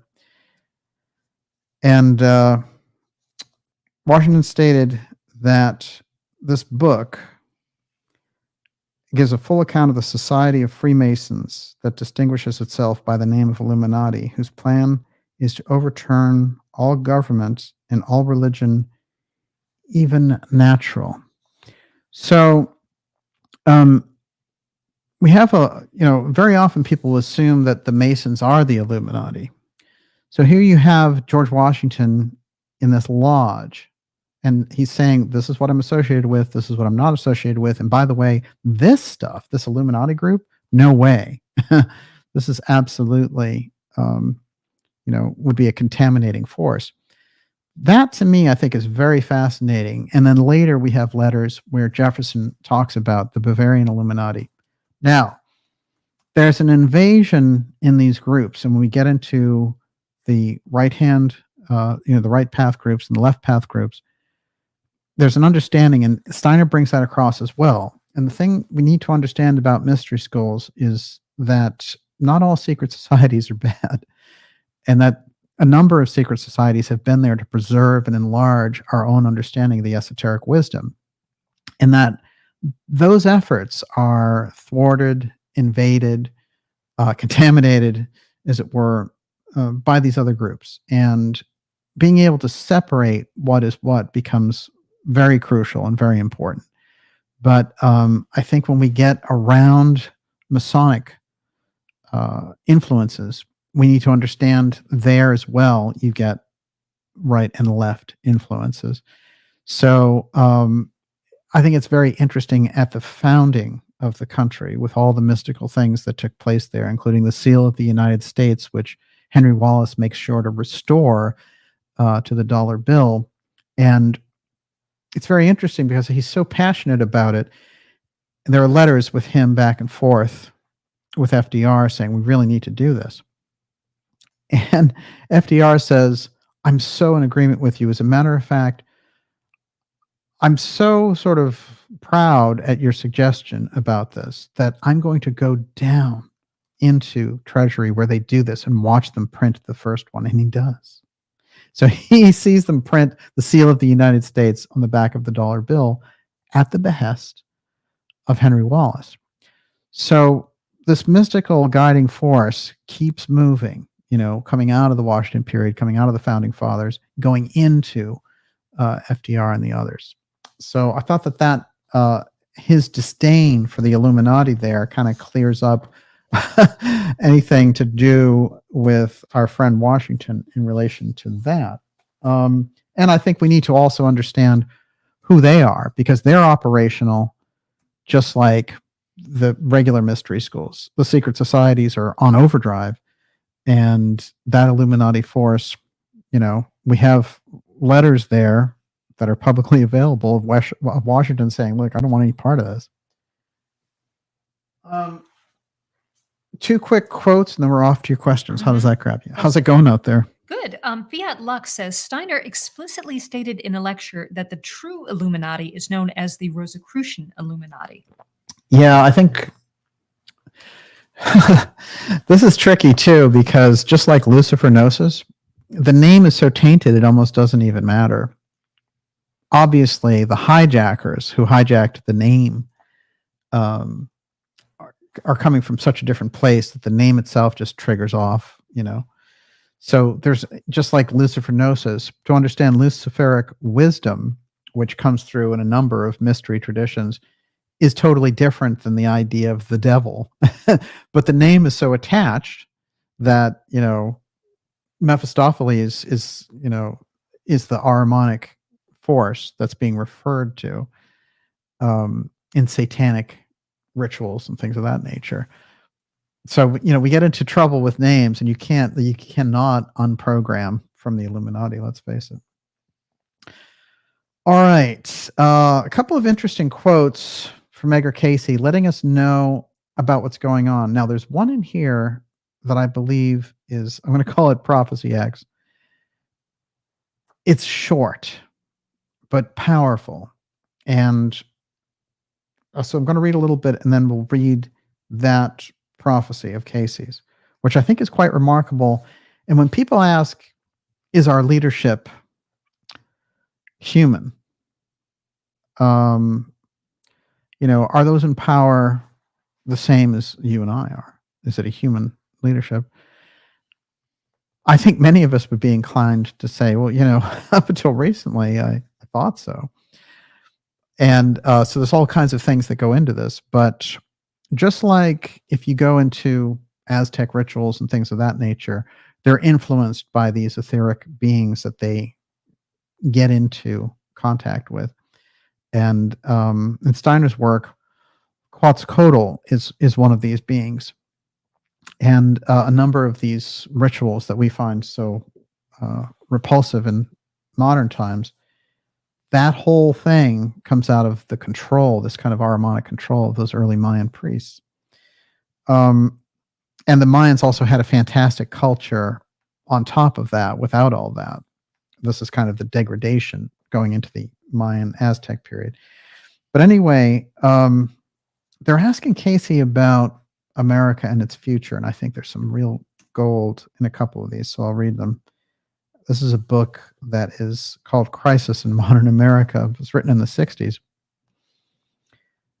In 1934, Casey said, "If there's not the acceptance in America of the closer brotherhood of man and love of neighbor as self, civilization must wend its way westward.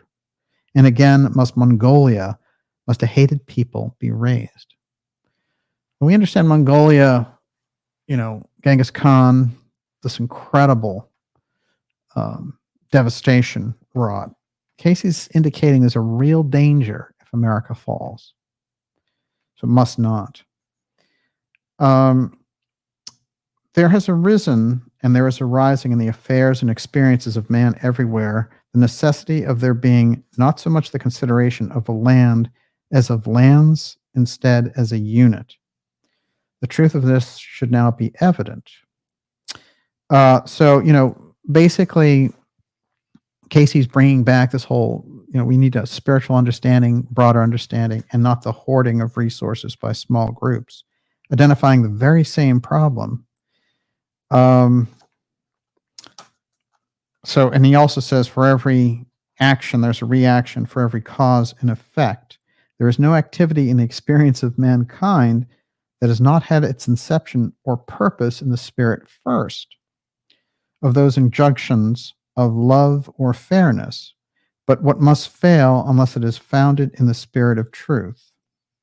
So you can't just, sort of rule by these platitudes. You need to be at work fulfilling the promise of what the nation was brought into being for.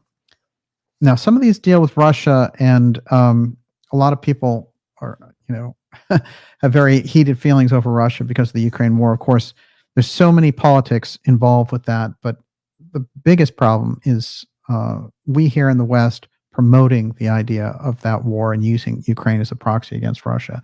That's something that I think when we get the Biden-Harris administration out will change dramatically, and that would be a huge relief in that part of the world. He says, quote, "There must be a purging in high places as well as low, that there must be the greater consideration of the individual and each soul. Then there will come about the circumstances in the political, the economic, and social relationships where there will be a leveling, a greater comprehension of this need." So leveling. Look, when things get top heavy, when you have the top, 1.1%, 0.1%, having 50% of the wealth, then the whole thing is top heavy. And what happens to things that are top heavy? They tumble over. So this is the nature of the situation. These people who are in that position are trying to prevent that from happening by creating chaos in the streets, by creating divisions, and by, creating conditions in the media where everyone is so hostile to each other that war-style conditions would be almost, without a doubt, the next step. So it's very important for us to get and stay ahead of this. Now, it's very interesting because Casey talks a lot about capital and labor, and he brings those right up into the future as well. And he says, "Those that are in power must know that they are their people's keeper and give expression to that which has been indicated. The rule must be applied. It is true that there are some factions in Russia, there is an attempt, This is in 1940. Yet there are those who have applied and do apply the same in not only the economic life, but in the attempts of same in the mental and spiritual life. From the conditions of other lands, Casey went on, America must take warning. For whom does the wealth belong? To whom do the possibilities of the land belong? Does it belong to those who have inherited it, or to those who have been in the positions of power, or to those who have been their labor by the sweat of their brow have produced same? Who does it belong to? This is very interesting. So, if you have these groups on the top just manipulating stock markets and, living the ultimate fast lane life while you have this whole mass of humanity struggling on the bottom, it is a recipe for revolution and disaster. There's no question. And now there's an interesting prediction there as well, where he says, on Russia's religious development will come the greater hope of the world. Then that one or group that is closer in its relationships may fare the better in the gradual changes in the final settlement of conditions as to the rule of the world. So there, Casey is giving the direct incentive for America to be aligned with Russia. And it's very interesting that we got so far away from this over time. And then, okay, with that, I guess since we're out of time on this, I have more to read, and I'll read the X prediction as well. But before I do that, I'm going to turn it over to you, Miss Olivia. You're up. Hey, give me a second. I need to take a sip. Yes. And I will remind you that you're watching the Dark Journalist Show. This is Mystery School America X Prophecies, and we're going deep tonight into prophecies of America and from its founding and the mystical influences from the top, coming in and really injecting this nation with a spiritual foundation that goes in so many deep directions. And in the case of Theosophy, introduced ideas such as life after death, Atlantis, reincarnation, psychic experience, Mahatmas. There's so many interesting and fascinating concepts, yoga, and things that we get from Theosophy, and Anthroposophy bringing us into this period and this era in the face-off against these Ahrimanic technological powers, and the whole eighth sphere driving centralization, control, and as Steiner describes it, squeezing the lemon of human souls. This really is the period that we're in, so I think a deep understanding of that mystery tradition is long overdue. Yes. David Donaway. Does Russia take over after America experiences geological upheaval in Steiner's or Casey's timelines? Well, the hope of the world thing, I think, is really suggestive. Because what it's saying is the world is going to need hope, and that somehow there's a principle that's born in Russia that seems to be related to its spiritual thought, that there's some spiritual kind of miraculous activity that comes out of Russia through a certain group. So let's suppose you had this amazing healing group or prophecy group coming out of Russia. It's interesting. Steiner's made some unusual comments about Russians. And what he suggested is that they're not so, that their etheric bodies are different than, people say in America. And that they have the ability to tap into sort of their psychic activity on a deeper level. So the idea that this would come out of Russia isn't surprising when you keep that in mind, but it is interesting. It's reiterated over and over again. And Casey using the hope of the world thing, I've thought about that before. What could be the hope of the world? Let's suppose the world was facing famine and somehow Russia got them through it. There's something about that phrase that I think we're going to see that's going to pay off there. Yes. I see Butts says, no kidding. Russia is nearly standing alone against the progressive woke agenda. If you don't want to be tricked into saying that, just say ICB. They do encourage families and procreation. Yes. Oh, no question about it. And it's fascinating to me that they got out of, they would not get into the woke terminology. They wouldn't get into the pronoun thing, the hyper transgender thing. They would not allow GMOs in their farmland. I mean, this is quite extraordinary, the lengths to which they went to protect.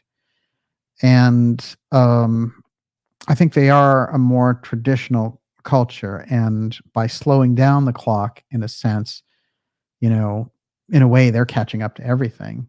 They're on the cutting edge in a lot of ways. So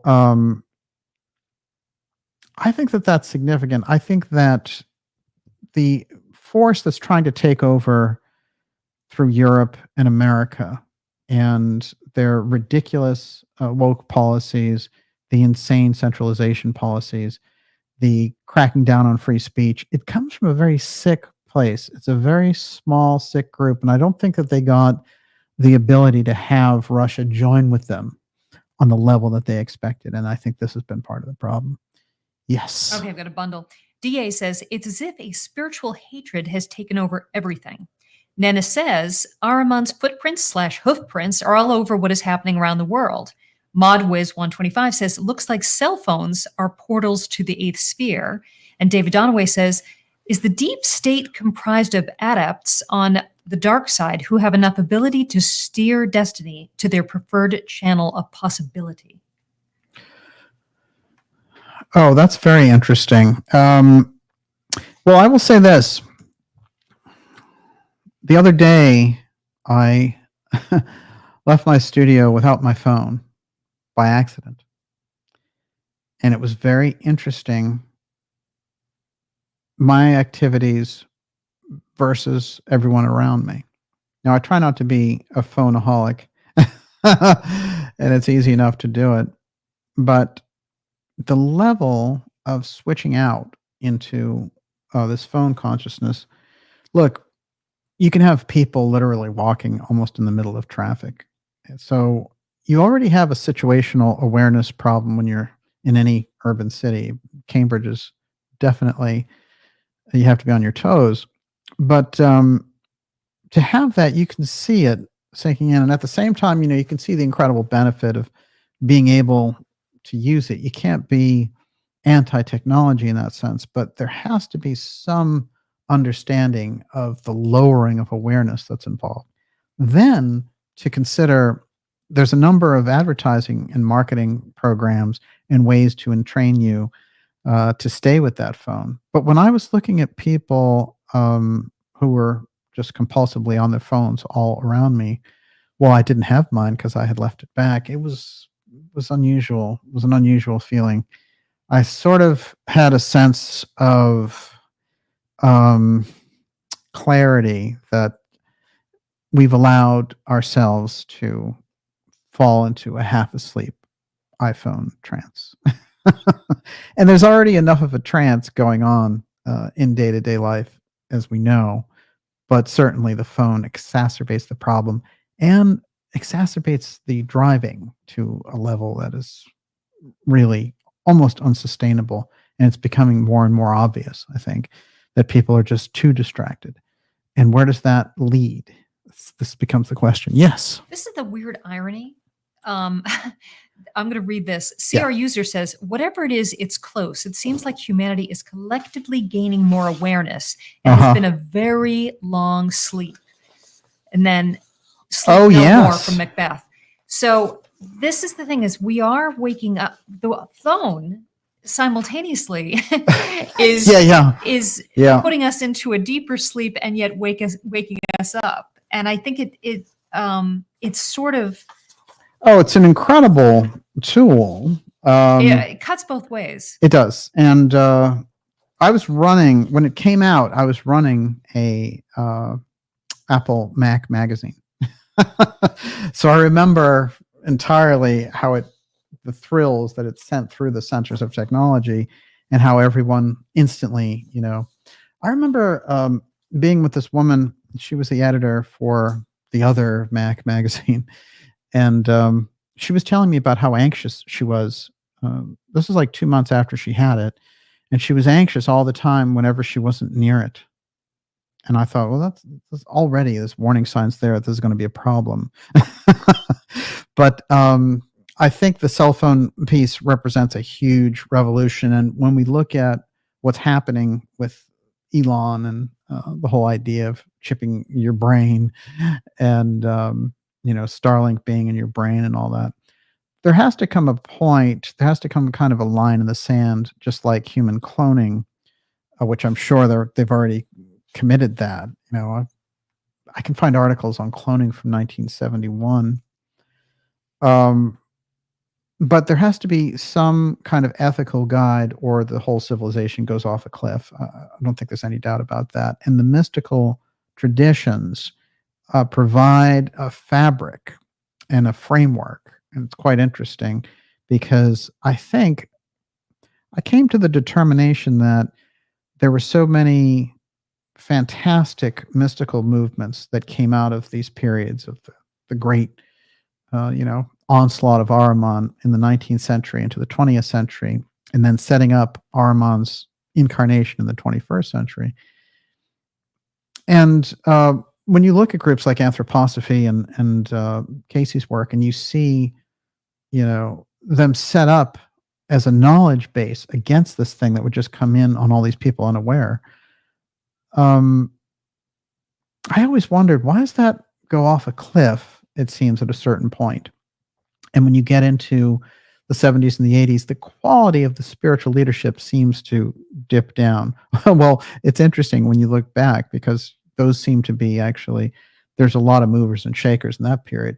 But it's a different period. And what I see, this goes back to something in a conversation that happens between Bennett and Gurdjieff, talking about the fourth way. And when he's talking about the mystery schools, he says, they're not institutionalized. They don't operate on straight lines. They don't keep going up and up and up and up. What they do is they come in for a little while, they spread seeds, they go away, and they watch what happens. So I think if they've been watching what's been going on, some of the things that exploded, say some of the movements in the 90s into the 2000s, before the terror decade and before, the financial collapse and COVID and things, I think there were real moves to introduce different types of spiritual concepts into the regular day-to-day society for an average person. And I think a lot of that has been suppressed with what we've seen over the past 2 decades. So it seems to me that the predictions that Steiner made about this period being another opportunity for the mystery schools and anthroposophy to change things is dramatic. And that this is exactly the period that he was talking about. The 2020s was the beginning of the rebirth of this whole opportunity. And the opportunity he felt the world couldn't take with the mystery schools, and that instead he felt that the schools had failed because of World War I. They hadn't got to enough people, or not enough consciousness had been raised around the whole thing. So I think that that's very significant. And I think that that's the period that we're looking at. Yes. Modwiz says, smartphones are amazing. Use them. Don't let them use you. Yeah. Be the master. Najat Madri says, Steiner, quote, machinery is thought poured in the material, unquote. We are creating it, but it's pulled into the darkness. Is it possible that it's up to us to bring mortality to technology? Mortality? Mortality. There has to be an understanding. There has to be the comprehension, a psycho-spiritual connection that has to happen. Oh, she says morality. She wrote it wrong. Oh, morality, yes. Mm-hmm. Right. An ethics that would guide it, a kind of moral ethics. So fundamentally, what it is you can't separate yourself. So it becomes too easy, the way that society is set up, to completely disconnect from any kind of spiritual realization. The whole thing is, you're competitive for money, you're competitive for position, you're competitive technologically, and the way that they're creating things is a hyper-materialistic model. Now, you don't have to go back and become a Luddite and live like the Amish or something, although I understand they're very, very healthy and living a good life. But you don't have to be conscious and use the technology wisely. I think there is a counterbalance there. There's something else that can happen, and it has to do literally, again, it has to do with awareness. And I think that the ground floor of this has been laid out. And I think what's happening with a lot of these groups is I think they've looked at humanity and they've been saying, you know, you got the fourth way, you know, you've got anthroposophy. Like, what are you doing with it? What do you got? And I've been trying to move those things into the vital force that they are, to create the magnetic center of those mystery traditions. And you can feel with the work on this program, with Gigi Young's work, I mean, it's absolutely energetically shifted. It's changed things. It's changed the tone of the conversations that we have about these things. And I think that is powerful. And there's many more I could add there. Yes. The Desolate One says, DJ and Miss Olivia, would you guys ever have implants to enhance yourself? No. It's funny, though. You know, it's interesting. I was just reading about John Lennon. This is a story Paul McCartney tells in 1968 that John Lennon is so hardcore about accessing psychedelic reality, but he wants to be psychic. And there's a guy offering for some incredibly high price to drill, this is in the 1960s, to drill into your brain like a little hole into your skull so that you become super psychic. He knows exactly where to do it. And that John Lennon asked Paul McCartney to say, hey, should I do this? Like, do you think that's a good idea?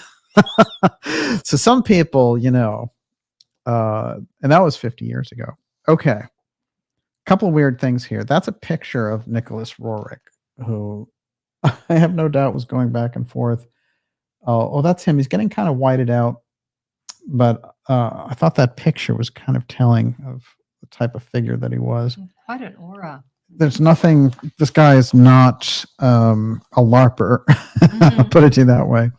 A little bit about Henry Wallace and the understanding between him and Roosevelt. So I'll read this, and then we'll get back to your questions, and then we'll wrap it up. Everyone, you're watching the Dark Journalist Show. This is Mystery School America X Prophecy Revealed. We're going deep here tonight on the foundation of America as New Atlantis and how the mystery schools have played a major role and are set again to lift the nation up or see it fall, depending on the actions of what takes place here. In 1934, Henry Wallace recognized the great historical and spiritual significance on the reverse side of the Great Seal that America's founding fathers designed 152 years earlier in 1782. He called FDR's attention to the imagery, suggesting it be put on a coin. Now, I want to mention this, it's quite unusual, but if you go back to the money of the period, on the back were all X steganography. It was all X. So, you know, and we think about, oh, hey, you know, that's been on the back of money the whole time, the pyramid with the eye. No. It was not. It's just the Great Seal introduced back there in the 1780s and all the rest. But money didn't have it until Henry Wallace gets it on there. This is important. He was a far-sighted visionary like the designers of the Great Seal. President Roosevelt understood Wallace, and on July 10th, 1940, 5 days after the Democratic Convention, German warplanes made their first direct attack on England. With war on the horizon, FDR said, Henry Wallace is the best man to nominate in this emergency.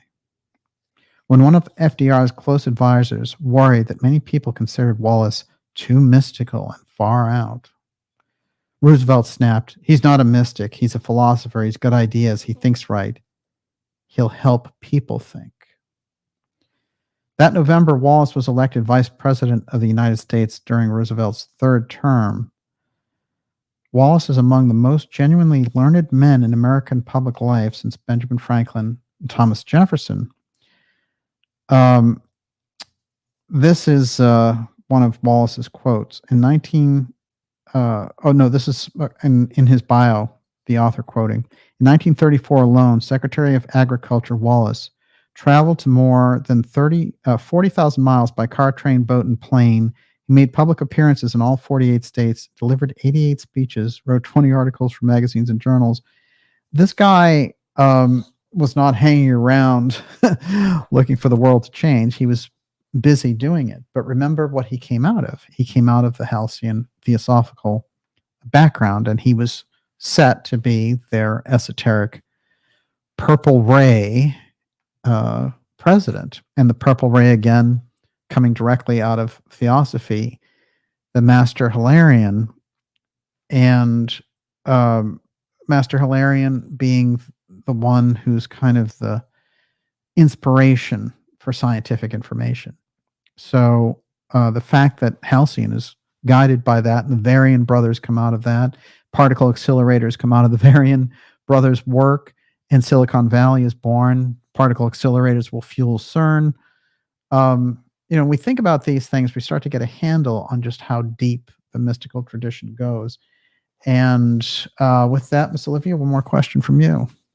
Harvardian, DJ, who would you say is the present day Steiner? Are we too obsessed with the now to think about the world in 2100? I would always say, look, you don't know where that information is, but there's so many good sources of information right now that you'll find it. And I think a lot of the work that we showcase on this program, a lot of those names come up, or they're on here as guests.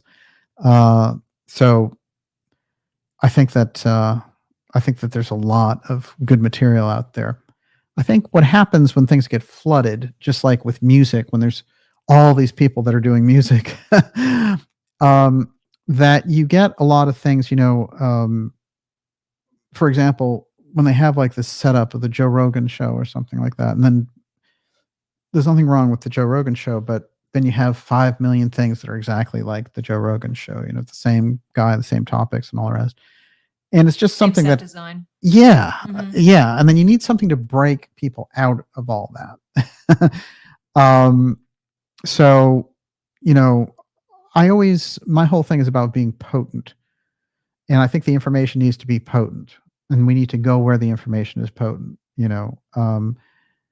and in this era, I think you need to take psychic information, not just political information, and not just scholarly philosophical information. I think you need to work on a psychic level, and I think understanding things on a deep level, like the UFO file and stuff, can't be left out anymore.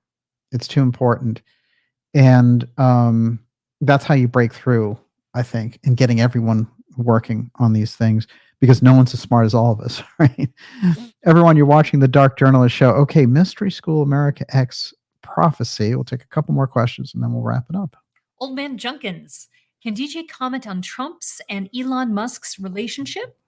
Do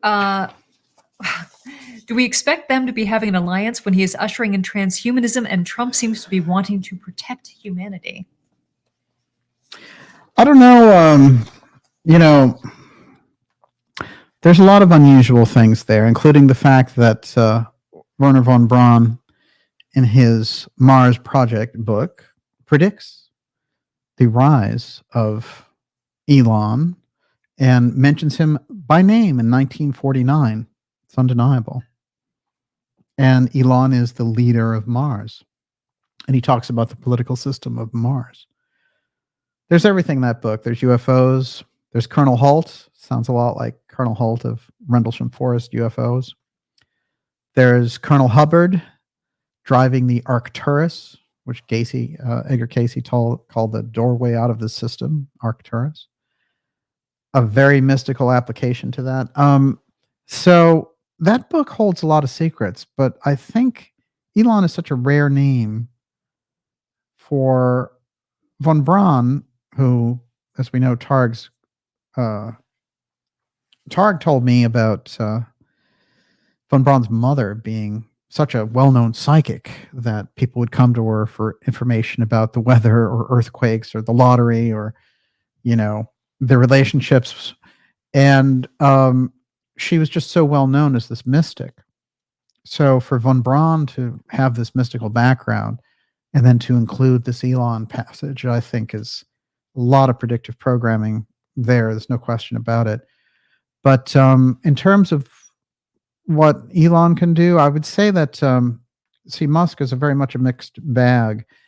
And so the support for Trump, I think, And so that alliance there of like Musk, Trump, RFK, that whole thing can derail the situation that's in there now with Harris and Waltz and the Biden fiasco. And they are poised to take the whole country down. So this replacement with this alliance of Trump, RFK, and then Musk supporting that, I think those things are positive developments. The fact that X has restored this whole free speech thing is interesting as well.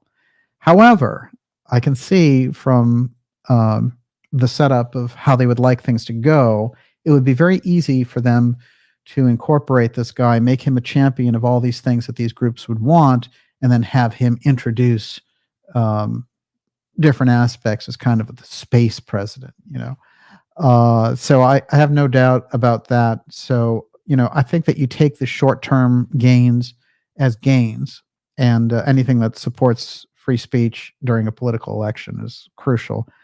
That's how Trump won in 2016, because what you had was Assange in his kind of outlaw role, releasing all of these weekly emails from Hillary Clinton and showing the DNC a crime of, short-circuiting the election process with Bernie Sanders and all the rest. So those things were important, and it was a number of unusual factors that got Trump in the first time, and which was a real anomaly. And one of those main factors was Assange and WikiLeaks. This, I think that Musk's support is like the counterbalance, just like Zuckerberg helped the Democrats so much in 2020. So it's a crucial aspect. I could tell you a lot. I predicted with the X Steganography series the whole thing about X technology. And when he changed Twitter to X, and then is going to introduce the X Everything app, these are nods, these are salutes to the people who know that we have the X technology. We're breaking back in as the breakaway, having developed this technology and such for 80 years. We're coming back in with it. So there are unusual things. I will tell you this, since you mentioned Musk, I'll give you a little something I've been working on, which is about Musk's mother, and how she grew up in a very archaeological situation where her parents and her family were always scanning the deserts in South Africa looking for this lost civilization. I think that tells you a lot, along with the fact that Musk's dad was involved with or owned extensively 3 different emerald mines. Remember, I cited that Helena Blavatsky with her sister had a series of very interesting letters. And one of the letters was all about this fairy gold. And those letters came about as a result of Henry Alcott saying that, when he went over to India with Blavatsky, she seemed to be able to get them out of the most desperate situations. This incredible thing would show up. They'd get there and they'd be totally broke, basically. And then, she would have gold and they'd go turn it in and they could pay for everything and all this stuff. And it happened over and over again. And when he asked her what it was, and how is she manifesting this stuff, she said it's fairy gold. So the sister couldn't help herself. She asked, what's going on here? So she sent these letters to her Helena Blavatsky, and Blavatsky responded and said, yes, we have that help from the mystery schools. It's an interesting point that the mystery schools run every major mining company in operation in the world. So it gives us a big hint there. She also described the difficult conditions of working with companies and people who had incredible greed for diamonds and gold and all the rest of it.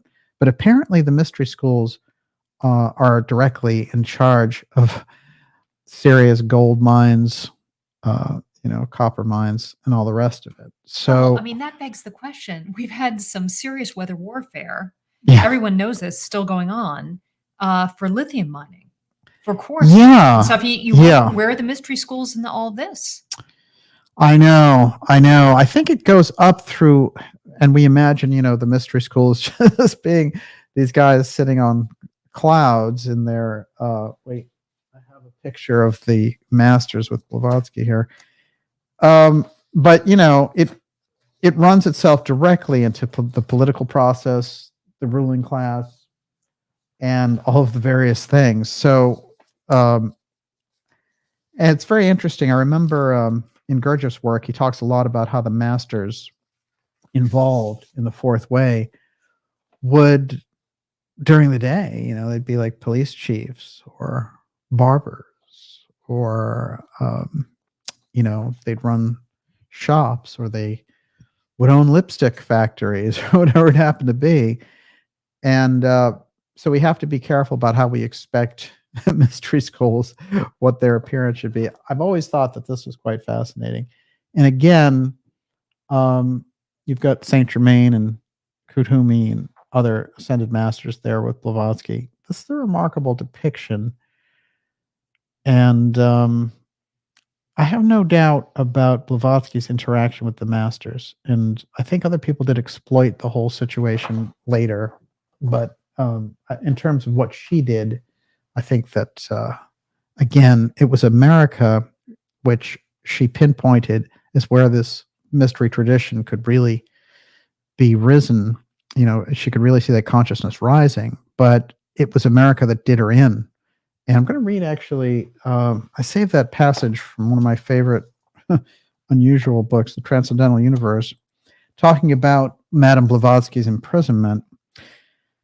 And this is incredible. As I've always said, it's basically the front lines of the mystery school wars in the 19th century. And of course, it's C.G. Harrison, which I'm sure is a completely made up name, who gives a series of lectures to the Borean Society. Nobody knows who this guy is. I've sometimes wondered if it wasn't Steiner himself under a different name. But what he says here is interesting. He says, "Now, though I am treading on thin ice, I must add a few words in partial explanation of the mysterious phrase, in prison. What is occult imprisonment? Why was it inflicted on Madame Blavatsky?" And the story there, of course, is she attempted to join the mystery schools in America, and she found out that 3/4 of the mystery schools, the political process was controlled by the secret societies in America. And that's what she reported in that period. Think about it now, it's probably 100%. But they said, look, you are very fascinating. They started to see just everything that she could do and everything she knew. And they wondered, how do you know? And she said, you have to admit me into the order. And at a certain point, she said, look, if you don't, there's a mystery school in France, and I'll let them know not only what I know, but what you guys know, because I can get a handle on that too. And they were like, oh, she's Russian, she's a woman, and she's got all this mystery knowledge. We're not dealing with her.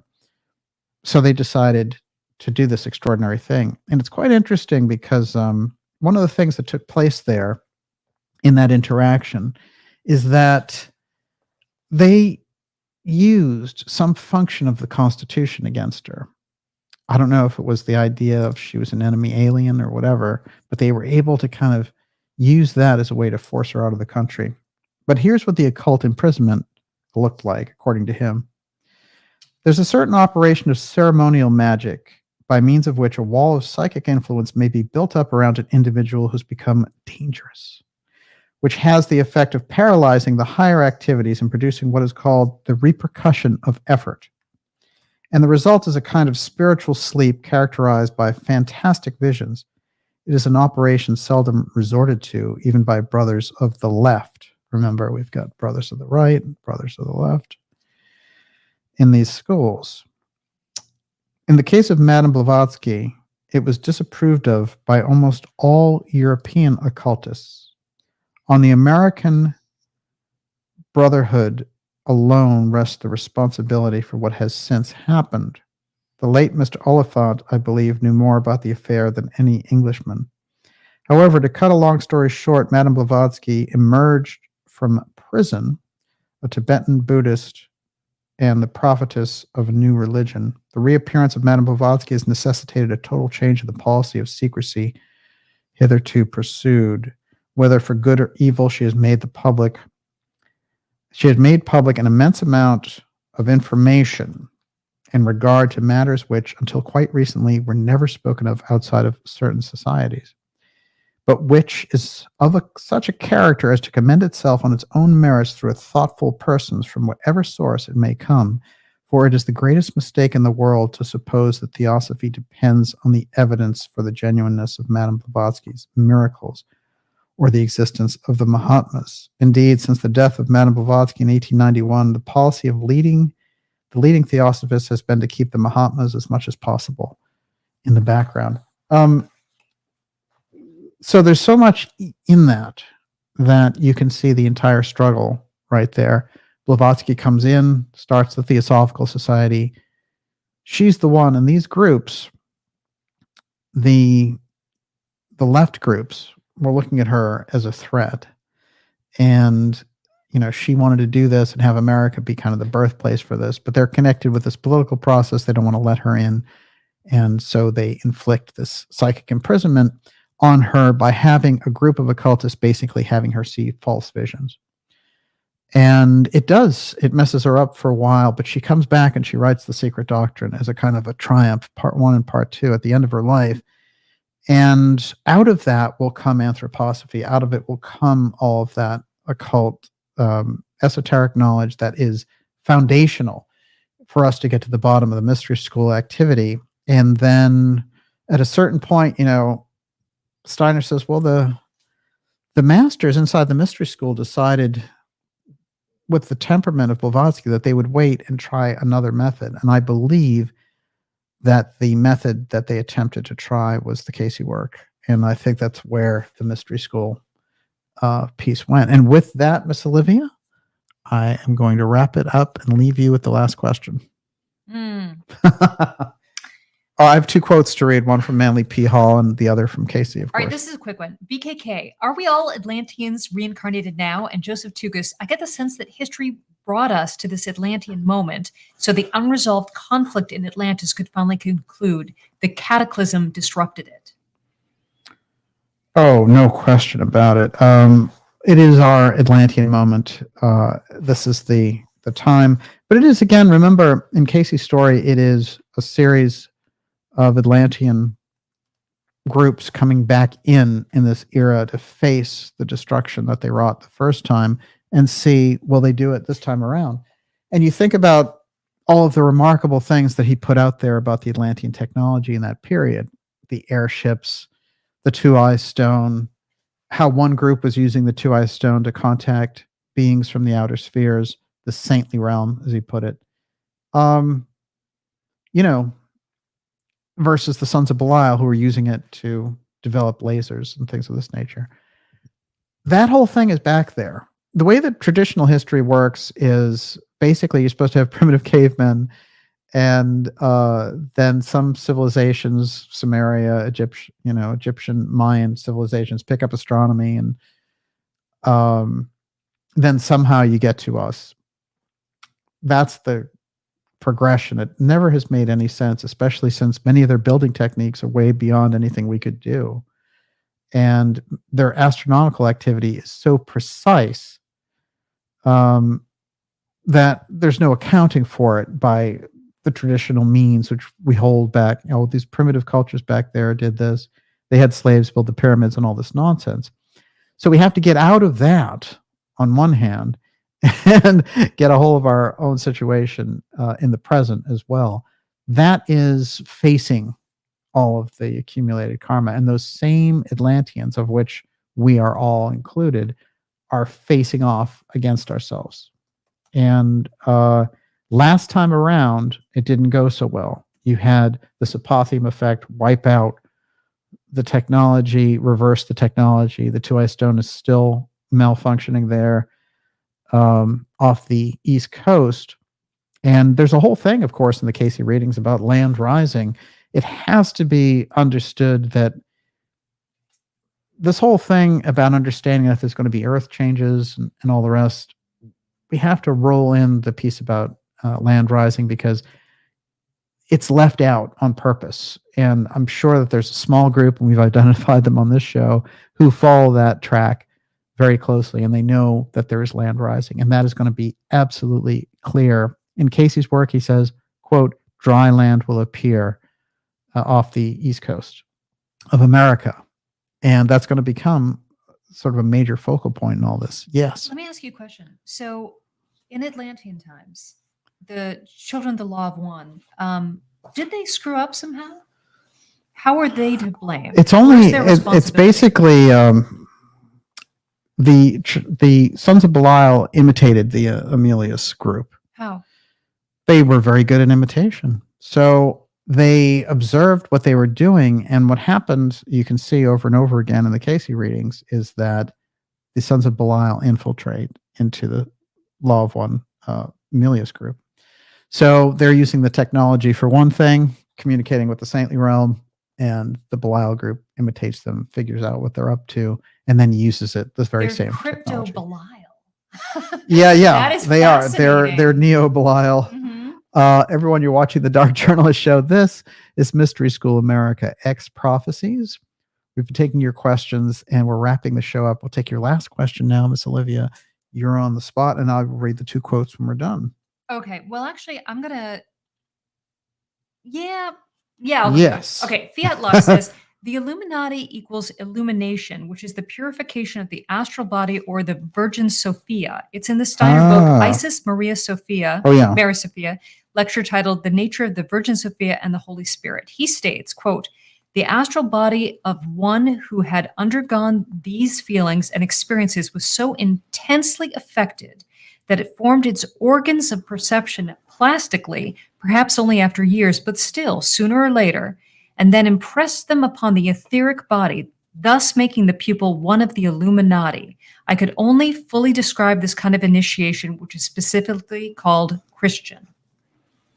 Yeah, absolutely. And it's interesting because, of course, it's very hard for us to get our minds around the idea of, how do you get an etheric tattoo? And how are you, just like somebody leaves their brand on a new watch or something like that.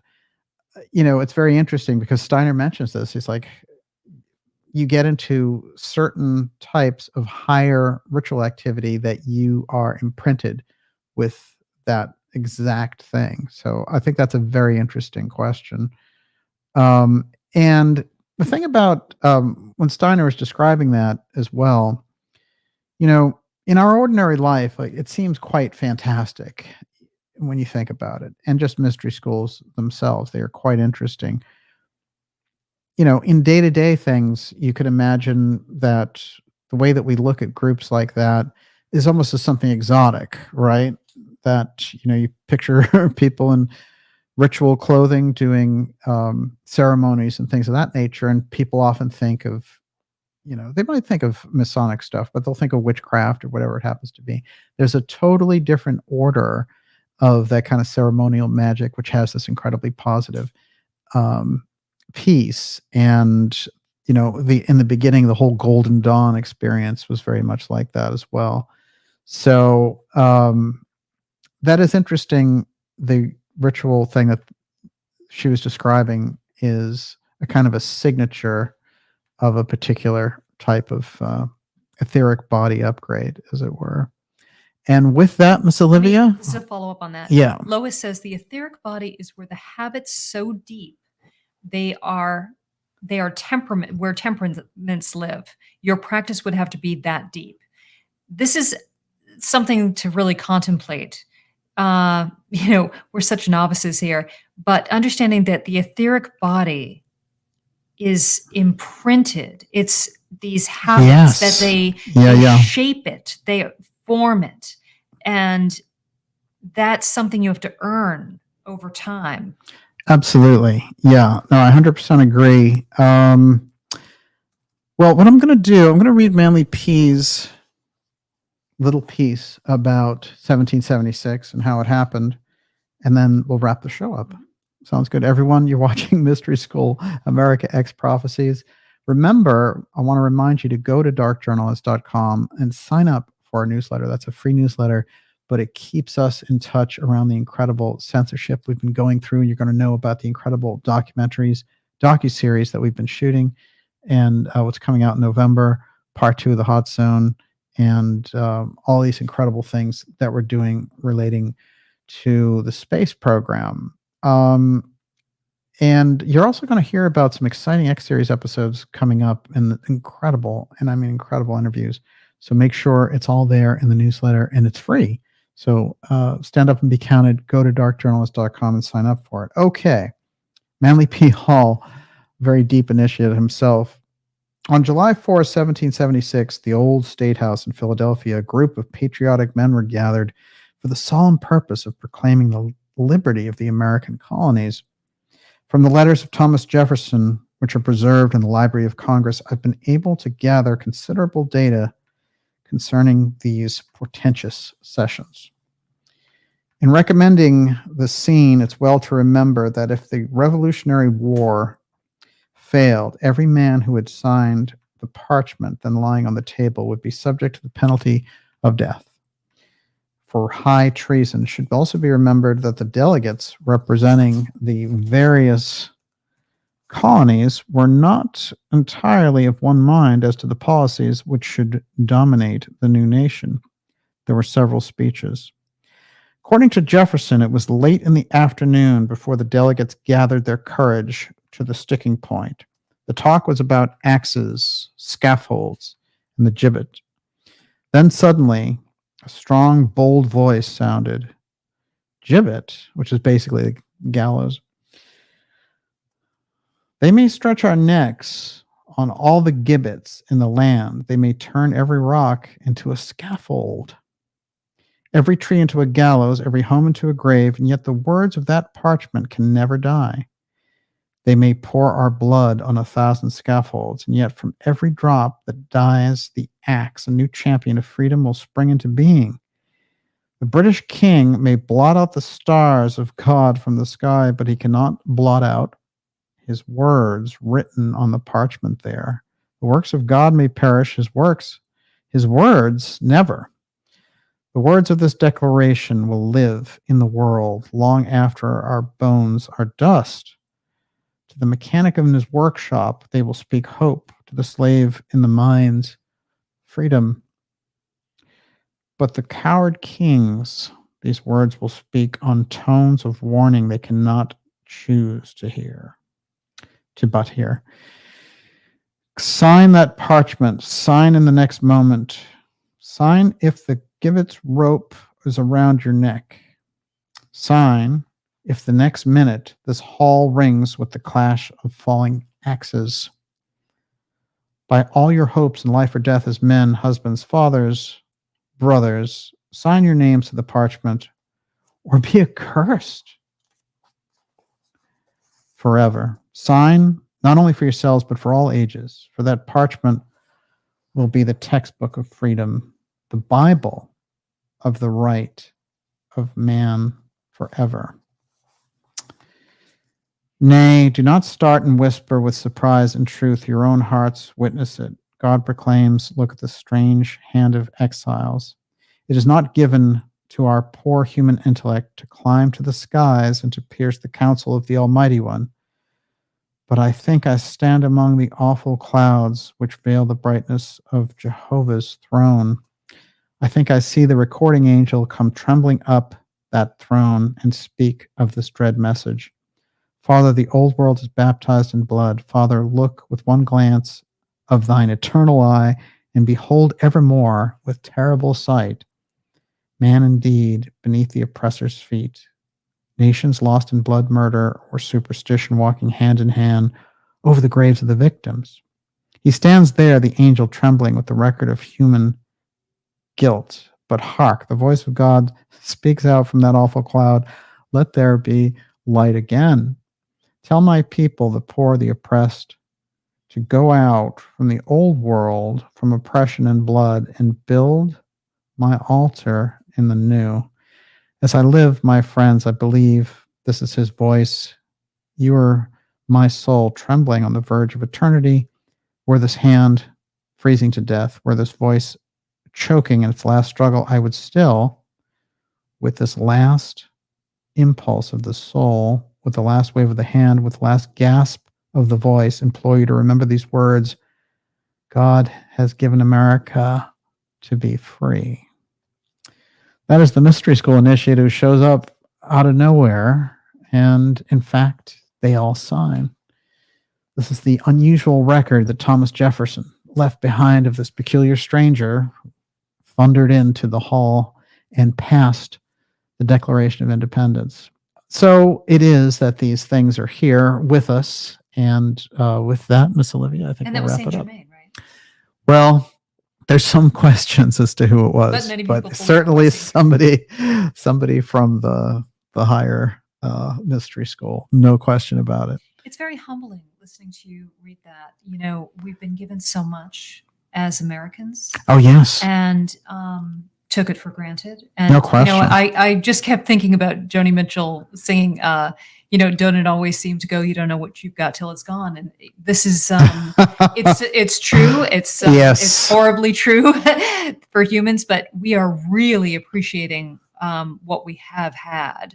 And, you know, we have a very, oh my God, the briefest window here because there are those of us who still remember, right? When we're gone, that America's gone, right? Yes. We know we are imprinted with what America once was and could be again, because it does live in our memory. I mean, so even within our lifetime, it's just changed so much. There's no question. And it's interesting because, you know, the prophecy of it is an incredible opportunity that if America can fulfill its destiny, then the world, you know, has this light. And if not, then we seem to go into a totally different timeline where China rises.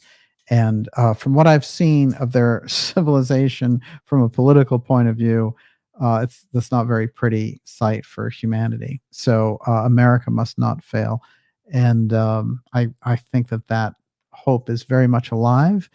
And interestingly enough, the X-prophecy in the Casey work is all about consternation prevailing among the people when they see what the leaders really are. Now, a lot of people have wondered about this because he doesn't quite explain what it means, but what they are? Yeah. That's really intriguing. It does suggest that there's some kind of reveal, and the term consternation and sort of shock and awe of seeing this, I think is remarkable. And that goes to the X prophecy. And so I'm sure we'll be around for that.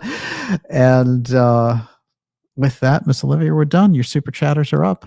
Okay, before I do that, I just wanted to give Al Qaeda the last quote here. Yeah. The etheric body requires consciousness, and consciousness requires purpose. That's called evolution. Very simply put, very wise, very true. Wow, that's really true. Yeah. Okay. Okay. All right. So let me grab all of our super chatters. Okay. I'd like to thank Lighthearted Chipmunk, Descat Brock, John Folden, Terry Doherty, Norman Lee Smith Music, Les Scott, Quantum Paradox, Larminine Bay, Mark Lingerfelt, F. Lovey, Mac Hike 57, Beth Luce Henson, Eurythmy is Fun, Jennifer Walters, The Bikini Truther, Jonathan McIntosh, C.A. Beverforden, and St. John Penwell Chidester III. Thank you so much for your generous super chats. Wow. I wanted to thank you very much for your support, and to all our subscribers, thank you. It makes all the difference. I wanted to read you the actual X prophecy quote before we sign off here tonight. And Casey made a perplexing remark which still stumps many scholars, and this is it. And it says, when the true position of some becomes known, consternation will prevail among the people.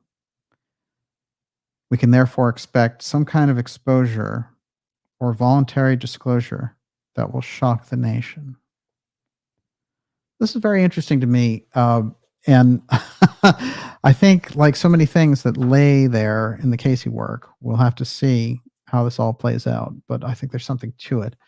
And so before we go, I will do a few shout outs here, Miss Olivia. Bravo. Nice quotes there at the end. I like that very much. Also, I want to wish Jennifer Walters a very happy birthday. Excellent. All right. Don New Way, he's out there. That last quote is worth a revisit. I agree. Something about it really resonates dramatically. All right. Elsid Barrett, it's great to see you out there. Pono and Terry Doherty, get ready for a shock. Indeed. What is the big reveal anyway? Corey Anderson. I'm Not Doubt. Adam Hugo. Wow, great crew out there tonight. Did you all see the big X in the sky last night? I didn't, but I'm not surprised somehow. Are we repeating cycles from the 60s, clearing karma? I think there is some echo of, because the Kennedy assassinations were covered up so dramatically, and there was so much converting into a world of secrecy. I think the presence of RFK in this presidential election is part of the thing that you're talking about, and it is palpable. You can feel it. Isn't there a Morrissey song like that? Nature's a language, if you can read. Esther Taylor, Najat, it's great to see you. Tubatorium CC. And let's see. Put your jar on the piano man. Sing us a song here, the piano man. Nanette Christ says Voltaire wrote that Saint Germain would return in 2025 on his flying time machine. Have you heard about this? We'll have to get into this. I'll tell you. Yeah, Voltaire said a lot of interesting things, and there's fundamental information inside of Steiner's writings and in Blavatsky's writings about the fact that Saint Germain can kind of turn up in any era at any time, which I find very interesting. Let's see. This says, John Lennon was reading John Keel, Our Haunted Planet. Isn't that interesting? I wouldn't be surprised, as we all know, Edgar Cayce and Atlantis was his favorite book. He would walk around with that. May Pang tells stories of him walking around with the book with him at all times. Lennon had good taste in authors. Lennon's in the air. Maybe a John Lennon show is coming up. And let's see what else we got here. Atlantis Rising. Good night, DJ and Olivia. Great show. Thank you very much, sir. Much appreciated. And interestingly enough, Atlantis is rising off the coast of Bimini. Very interesting indeed. And we're going to find out some very interesting supporting information to that fact very soon. As I keep mentioning, the Craze in the Hot Zone 2 is coming out. We will be with you all next week. I want you to have a fantastic weekend. And it says end broadcast, but after all, it never really ends. And once, as we know, never let it be forgot. Once there was a Camelot and can be again. Mm-hmm. Excellent. Thank you, Miss Olivia. And thank you, everyone out there tonight. I know Gigi was out there, Joseph Farrell, of course, Kate, Walter Bosley, fantastic. Nimza Connors, or Nimzonians. We will see you all next week. Have a great night, everyone. God bless. Purple Ray, Purple Ray.